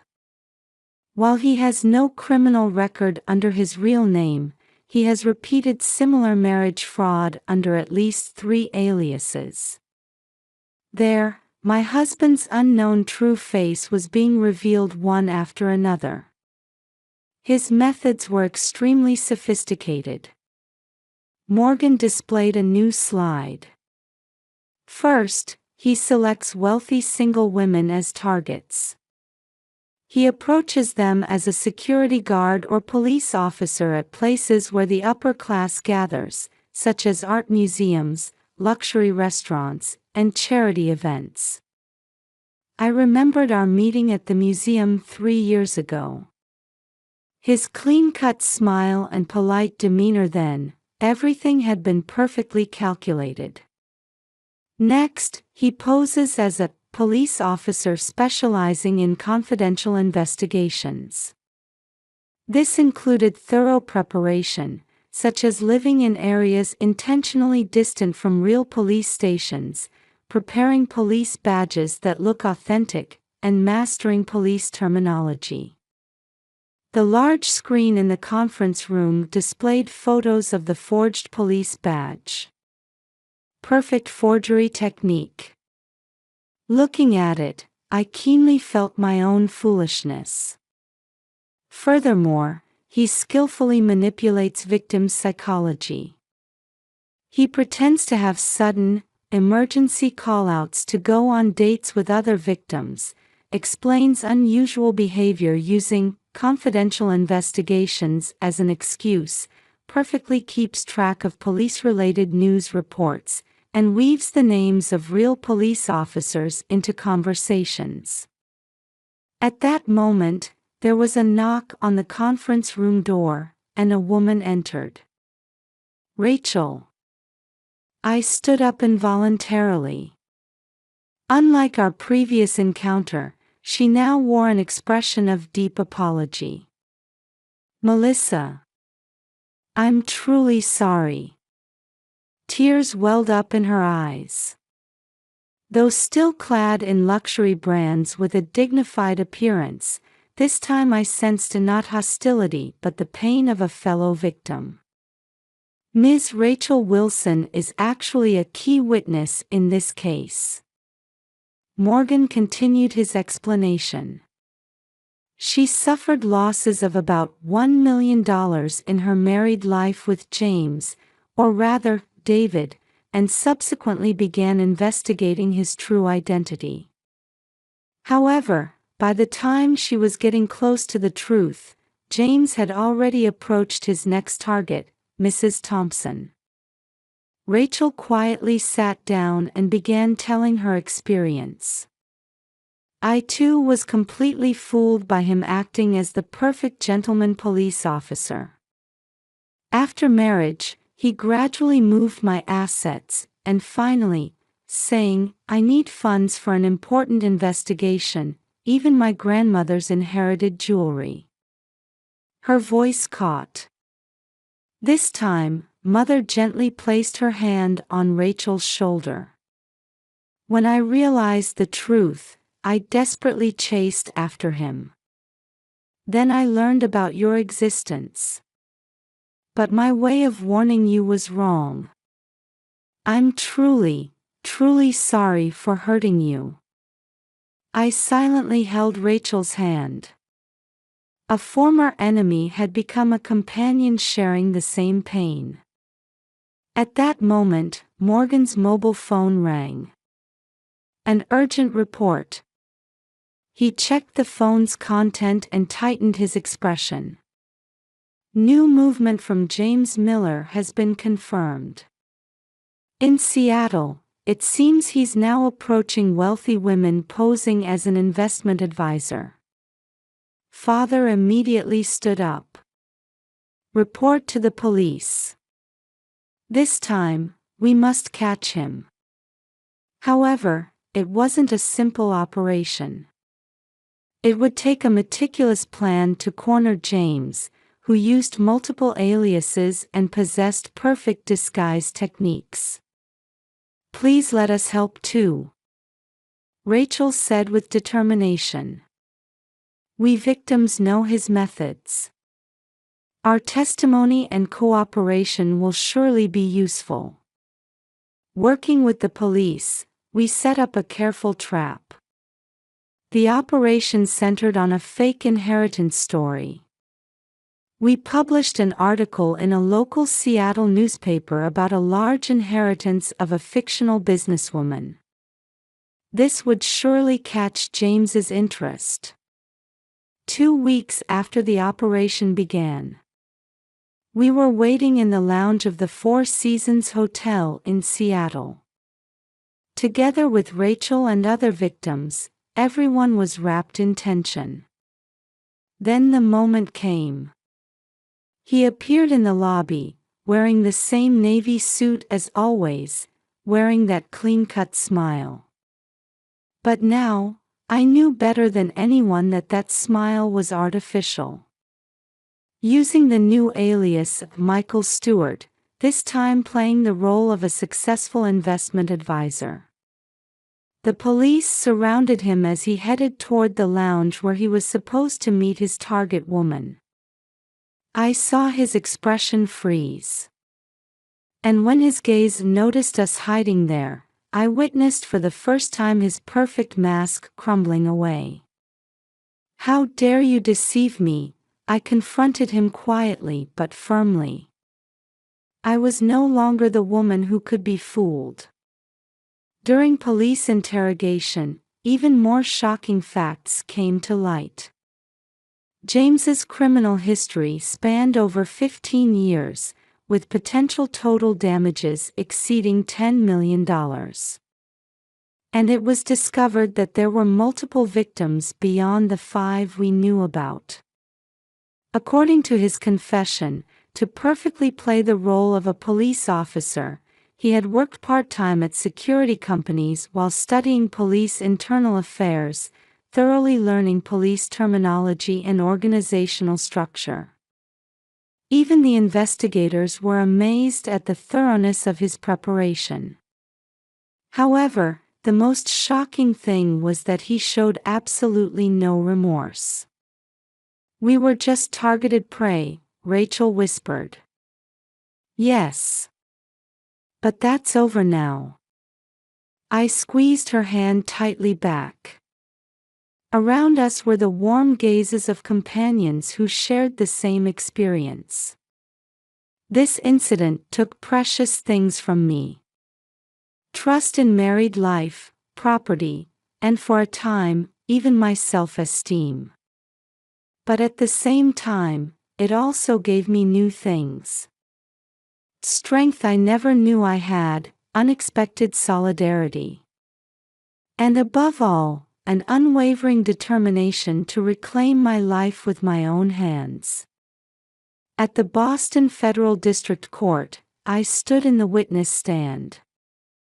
"Please tell us about your meeting with the defendant and the details of your married life." I answered the prosecutor's voice calmly. I could now talk about those days without shedding tears. "We met at the museum. He was working as security." In court, charges against James including fraud, assault, and document forgery were being tried. According to the indictment, he had defrauded at least 8 women of over $12 million over more than 15 years. Victims took the witness stand one after another for the prosecution. Each testimony highlighted his clever methods and cruelty. And then came the day of sentencing. Defendant James Miller, alias David Parker, Michael Stewart, and others. The judge's voice resonated through the courtroom. "Guilty on all counts of fraud, assault, document forgery, and all other related charges. I sentence you to 20 years in prison." As murmurs filled the courtroom, Rachel and I held hands. A week after the verdict, we launched a new project. Marriage Fraud Prevention Support Center. At its founding press conference, I declared strongly, "We don't want this experience to be wasted. We want to reduce the number of people who fall victim to the same crime, even by one. And we want to support the recovery of those who have already been victimized. That is our wish." Father promised his full support. Mother embraced me with tears, saying, "I'm proud of your strength." The center's activities received an even greater response than expected. Following Rachel's suggestion that we want more people to know about these fraud techniques, we held seminars across different locations, sharing our experiences and raising awareness. After one seminar, a participant approached me. "Ms. Thompson, I deeply respect your courageous actions." That man, Professor Michael Anderson, was a professor at the local law school. In his sincere gaze and honest character, I felt a familiar warmth. Time passed, and it's been a year since that incident. I continue to spend fulfilling days as both a museum curator and the center's representative. I've grown accustomed to life in my new apartment near my parents' home. Between preparing for the special exhibition, Rebirth, Stories of Regeneration, I sometimes share coffee with Michael, discussing art and life. Time with him is peaceful, never rushed. Seeing me like this, Mother's expression has grown more relaxed. Your smile has returned. Indeed, the wounds in my heart are healing little by little. It may not be a complete recovery, but those scars now serve as nourishment that makes me stronger. Meanwhile, James Miller was found to be involved in new fraud cases while serving his sentence. His prison term was extended further. He showed no signs of remorse, and instead reportedly spoke proudly about his methods. "He'll never change, will he?" Rachel said this while sharing lunch with me. Now best friends, we make sure to meet at least once a month to update each other on our lives. No. But we have changed. I smiled at the lemon tart dessert before me. Indeed, that incident took precious things from me. But at the same time, it gave me new strength and irreplaceable bonds. The support center continues to receive new consultations. We face each one with sincerity, standing by those who carry suffering, walking together with them. Perhaps that has become the meaning of my new life. Trusting others is never wrong. I always conclude my seminars with these words. However, that trust should be built on the foundation of sincere actions that the other person has accumulated. It's not something to be given hastily or blindly. Outside the window, Boston's spring breeze is again swirling cherry blossom petals. But this year, that sight gives me new hope. Life sometimes takes unexpected turns. But each time, we can grow stronger. And we can find new paths. That's what I firmly believe now.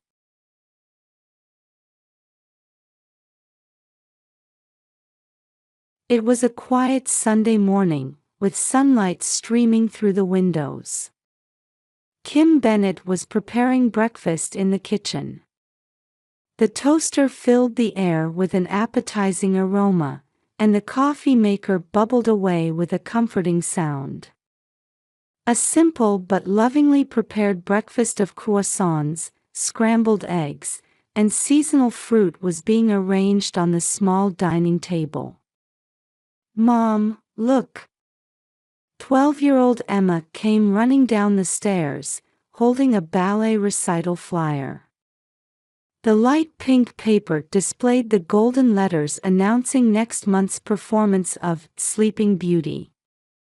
The silhouettes of ballerinas in leotards danced across the page, symbolizing Emma's dreams. "Emma, don't run on the stairs," Kim gently admonished while stroking her daughter's head. "But I'm so happy for you.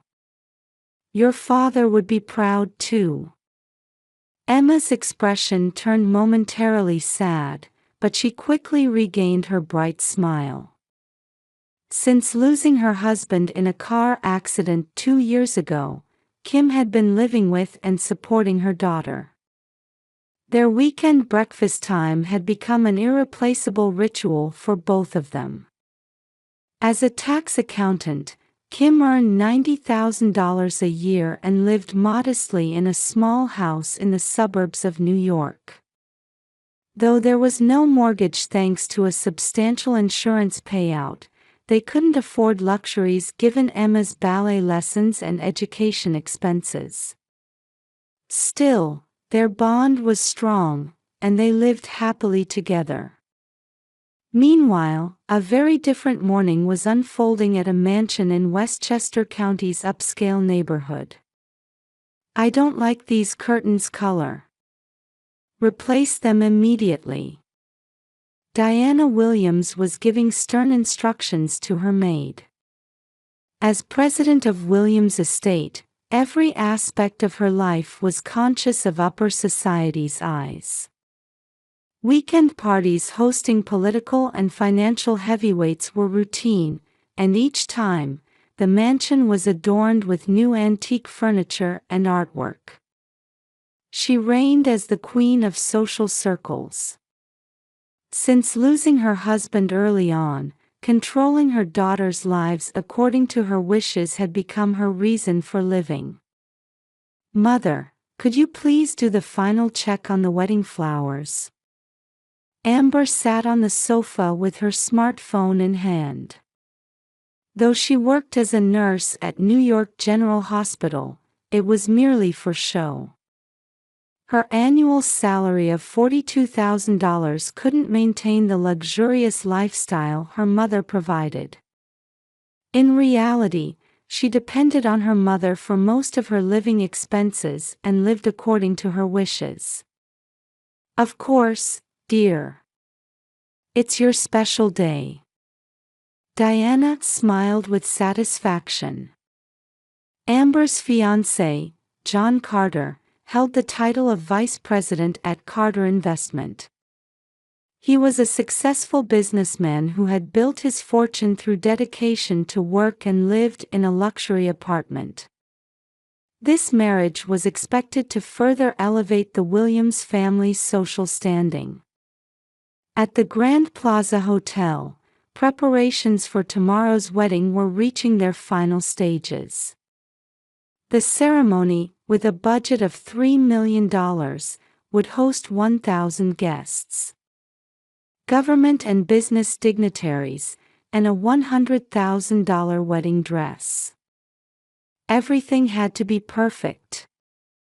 As staff members made final checks on the ceremony arrangements, a seating chart lay open on an office desk.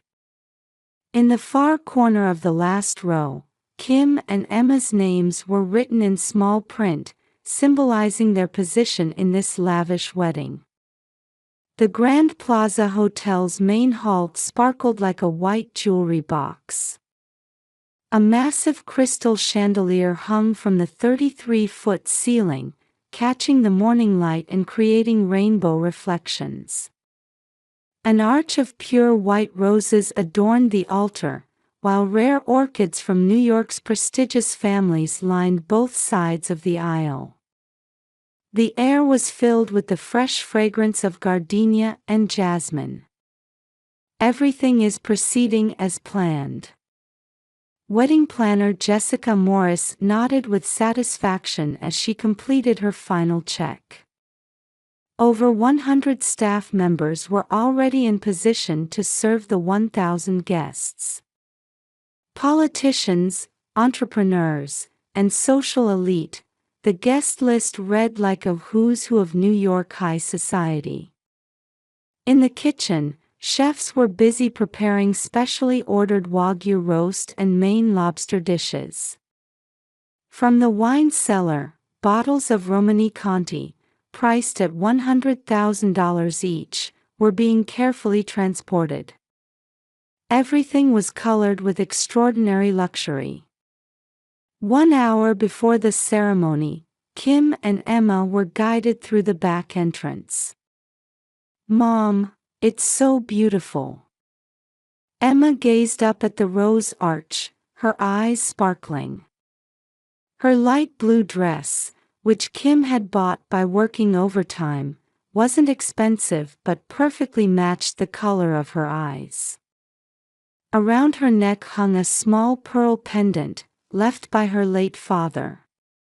"Our seats are over there." Kim took her daughter's hand and headed toward the last row. Walking down the aisle, she sighed deeply several times. Why did they have to be treated this way at her sister's wedding? Still, she tried to maintain a smile in front of her daughter. The majestic sound of the pipe organ filled the venue. The attendants entered first to the tune of the wedding march. The audience gasped at their designer brand attire. In the bridal suite, Amber was rushing through her final preparations. Her $100,000 wedding dress, designed by Vera Wong, wrapped around her like delicate snowflakes.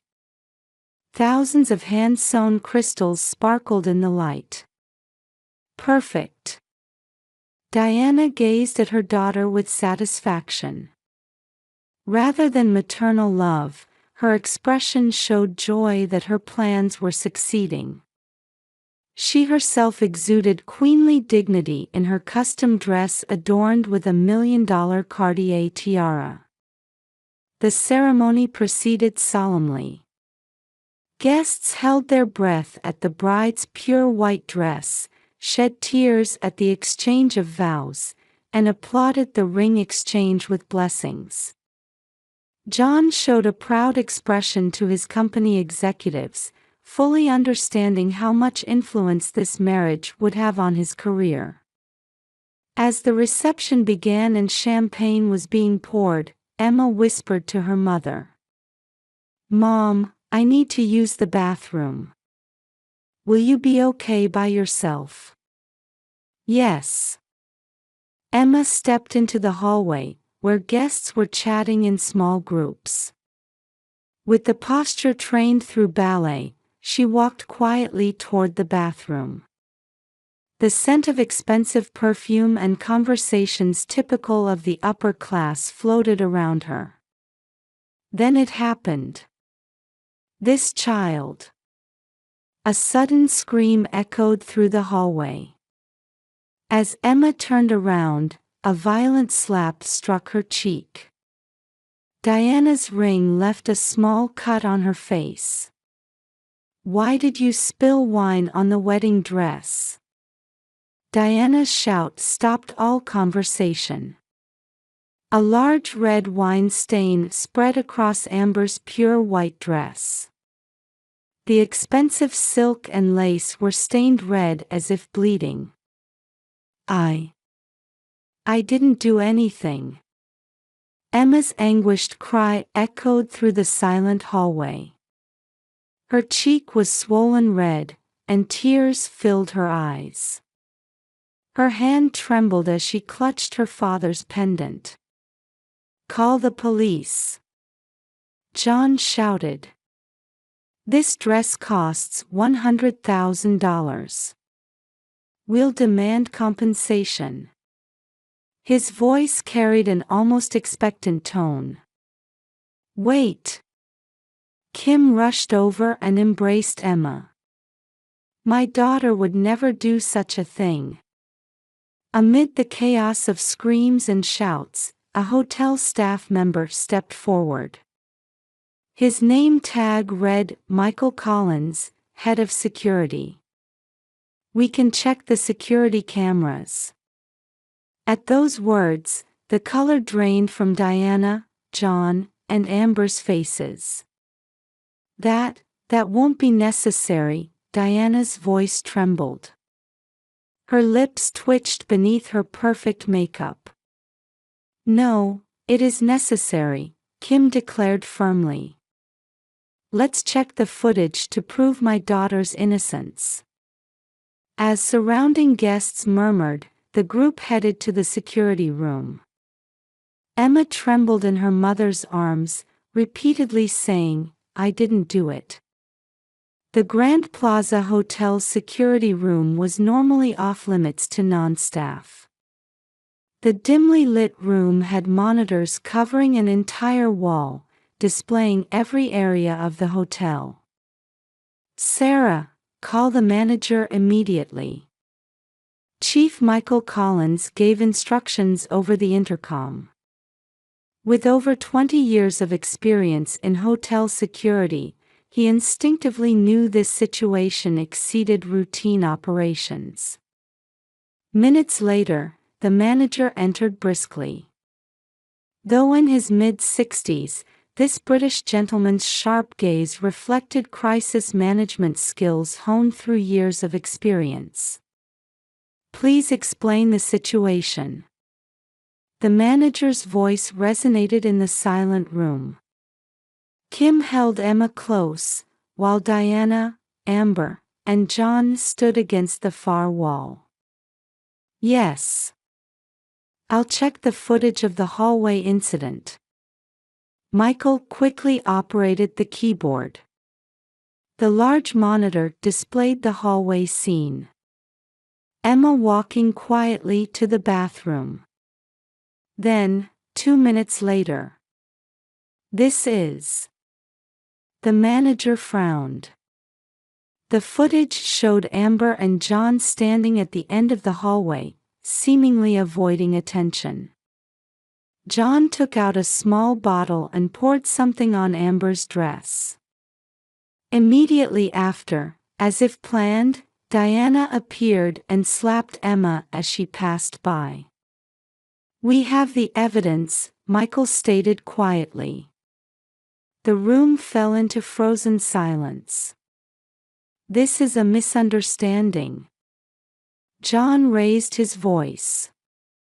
"The footage must be tampered with." "I apologize, but our hotel's security system has anti-tampering features," the manager replied calmly. "All footage includes timestamps and digital signatures." "Mother, why?" Kim's voice trembled. Diana momentarily met her daughter's gaze but quickly looked away. Amber sat collapsed, shoulders shaking with tears. "We should contact the police," the manager declared. "This is clearly attempted fraud and assault." "Wait!" Diana cried out. "We can resolve this through discussion. I can prepare the money." "You deliberately hurt a 12-year-old child and tried to frame her," the manager's voice grew stern. "This isn't something that can be settled privately." Security staff moved quickly to seal the hotel's emergency exits and main entrances. Simultaneously, additional guards were positioned at the reception hall to prevent chaos. "Our plan," Amber whispered in despair. "Plan?" Kim stared at her sister. "Is there something else?" Just then, John's smartphone rang. He checked the screen anxiously and his face changed color. "Hello, yes. I understand." After hanging up, John collapsed into a chair as if giving up everything. "It was from the insurance company. They've discovered the fraud." The room's atmosphere changed instantly. "Insurance fraud." The manager emphasized each word. "You were planning to cover the wedding costs with insurance money." Police officers arrived one after another, and questioning of those involved began. Detectives seized the hotel's security camera footage as evidence. Diana, John, and Amber were taken to separate rooms for interrogation.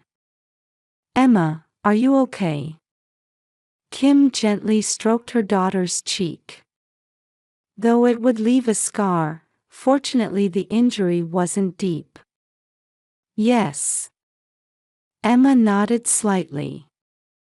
"But why did Grandma and the others do such a thing?" Kim struggled to find words for that question. How could she help her innocent daughter understand adults' ugly desires? "Sometimes, people make wrong choices," she answered quietly. "But you chose to live honestly. Your father would be proud." Emma nodded silently, clutching her father's keepsake pendant. Hours later, the police investigation revealed shocking facts one after another. William's estate was essentially bankrupt, and Diana carried enormous debt.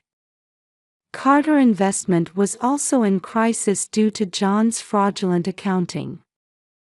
The wedding's $3 million cost was planned to be covered entirely by insurance money.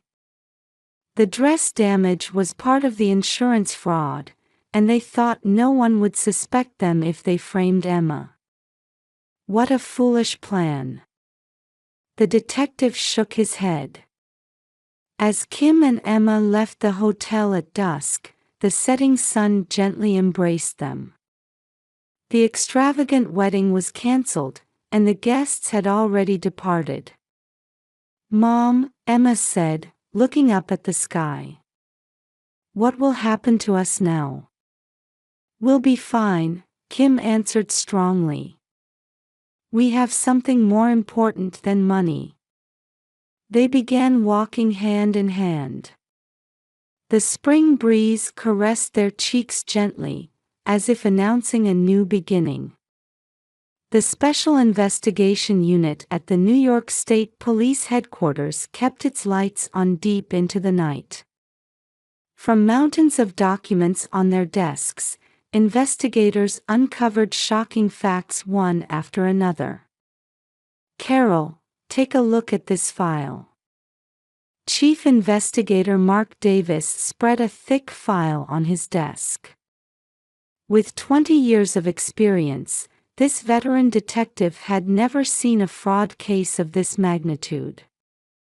Williams Estates fraudulent accounting, Carter investment stock manipulation, and multiple attempted insurance frauds, Davis counted on his fingers. Plus assault and defamation of a 12-year-old girl. This isn't just about a wedding incident. Prosecutor Carol Reedson frowned as she reviewed the file. Specializing in cases involving children, she took particular interest in this case. "What's the estimated total damage?" "Preliminary calculations exceed $50 million, Davis answered. Williams Estate has been inflating sales figures with fictitious real estate transactions for the past 5 years. There's hardly any actual assets remaining."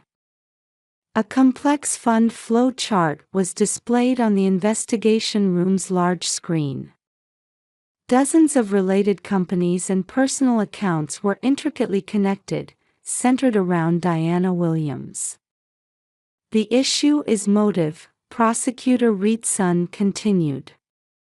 "Why execute such a high-risk plan at this wedding?" The answer became clear during Amber Williams's interrogation. In the police headquarters interrogation room, Amber began telling everything, despite her lawyer's advice. Mother was on the brink of bankruptcy, her voice trembled. But she couldn't accept it. She was afraid of losing everything, her position in society, her friends' trust, everything. Only the sound of the interrogator taking notes echoed in the quiet room. Then John appeared. He seemed to have the perfect solution. Amber's eyes filled with tears.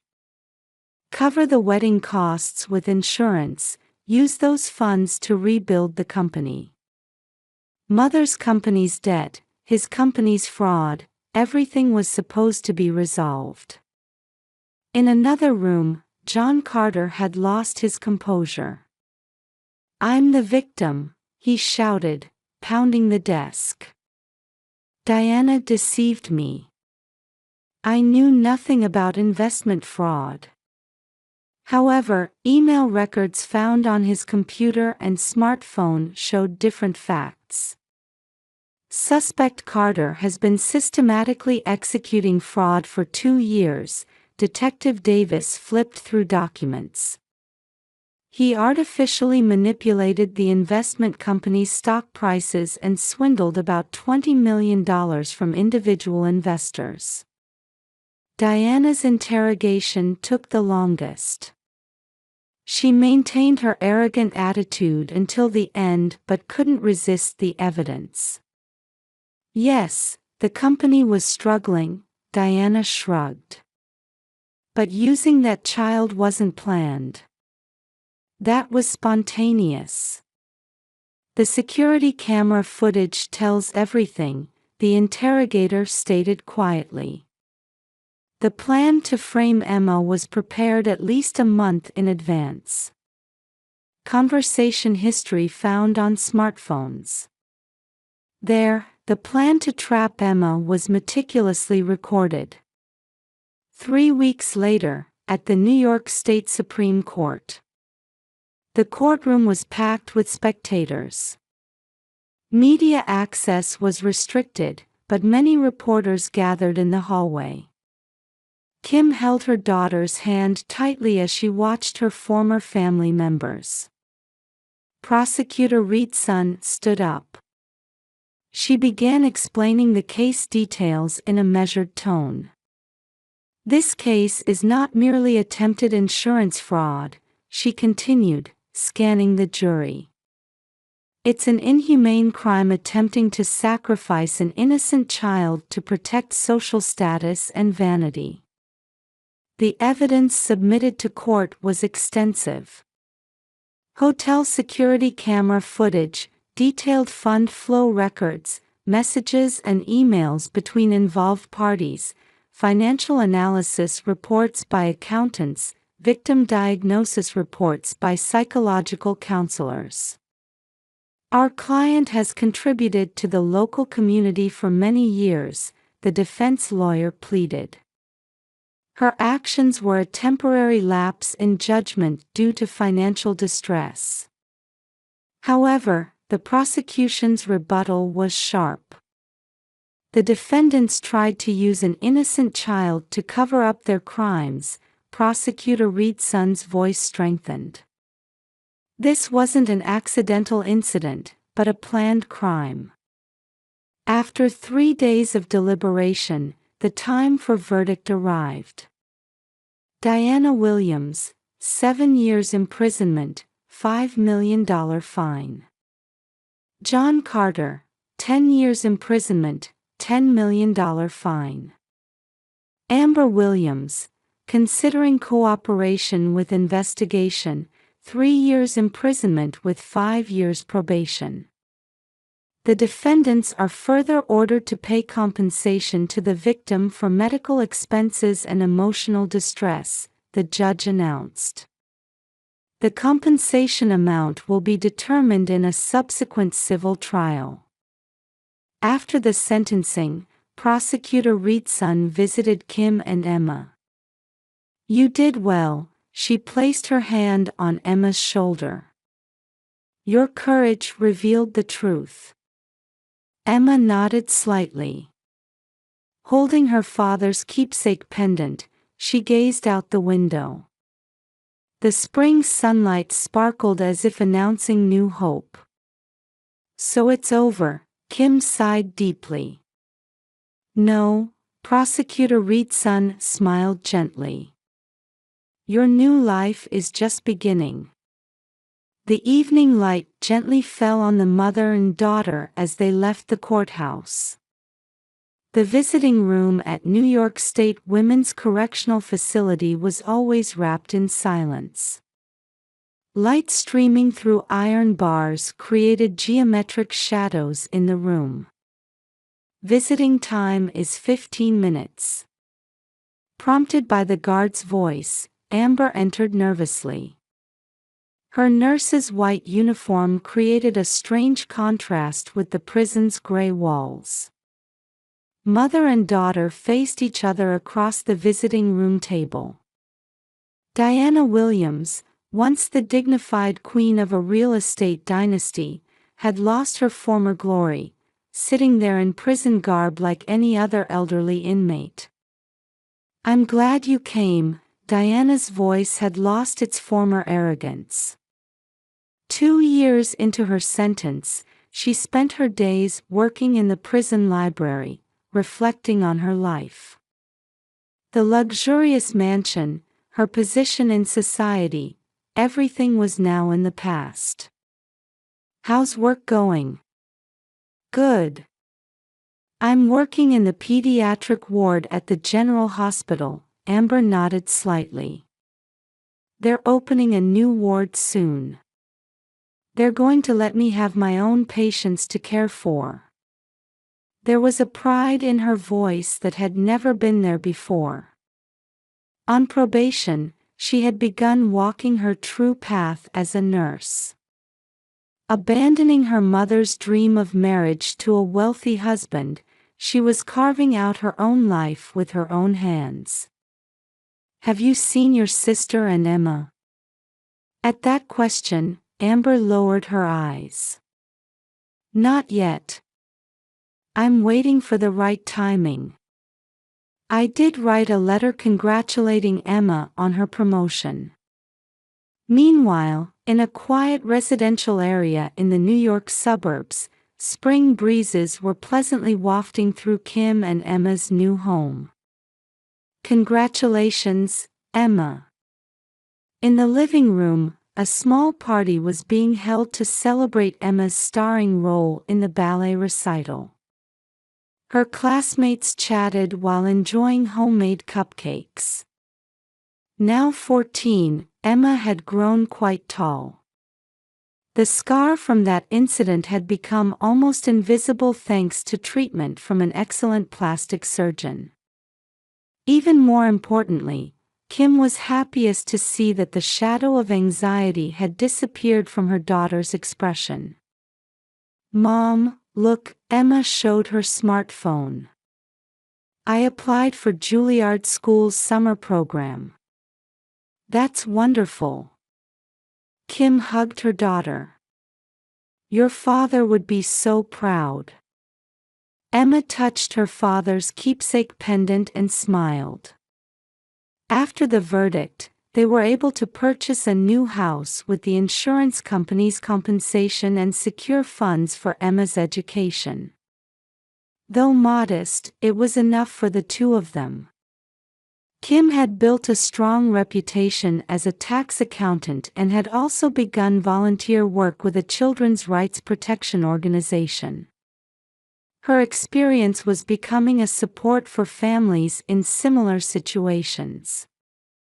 That night, after Emma's party ended, Emma sat next to Kim.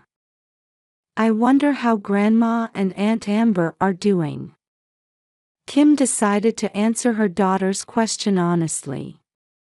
Grandma is in prison, facing up to her mistakes. I heard Aunt Amber has started a new life as a nurse. I see. Emma gazed into the distance. I don't hate them anymore. I just feel sad, you know. Kim felt tears welling up at her daughter's words showing such maturity. But we have something important, don't we? Kim took her daughter's hand. Not money or status, but a real bond. Emma nodded silently. Outside the window, stars twinkled gently in the night sky. Meanwhile, at New York State Maximum Security Prison, John Carter was writing a letter in his cell. Dear Board of Directors. Even while imprisoned, he continued plotting ways to regain his lost wealth and status. However, no one ever replied to his letters. Time flows steadily, and people change. Diana had started volunteering to read books to children from poor families in the library. Her former arrogance gone, she spent her days in quiet atonement.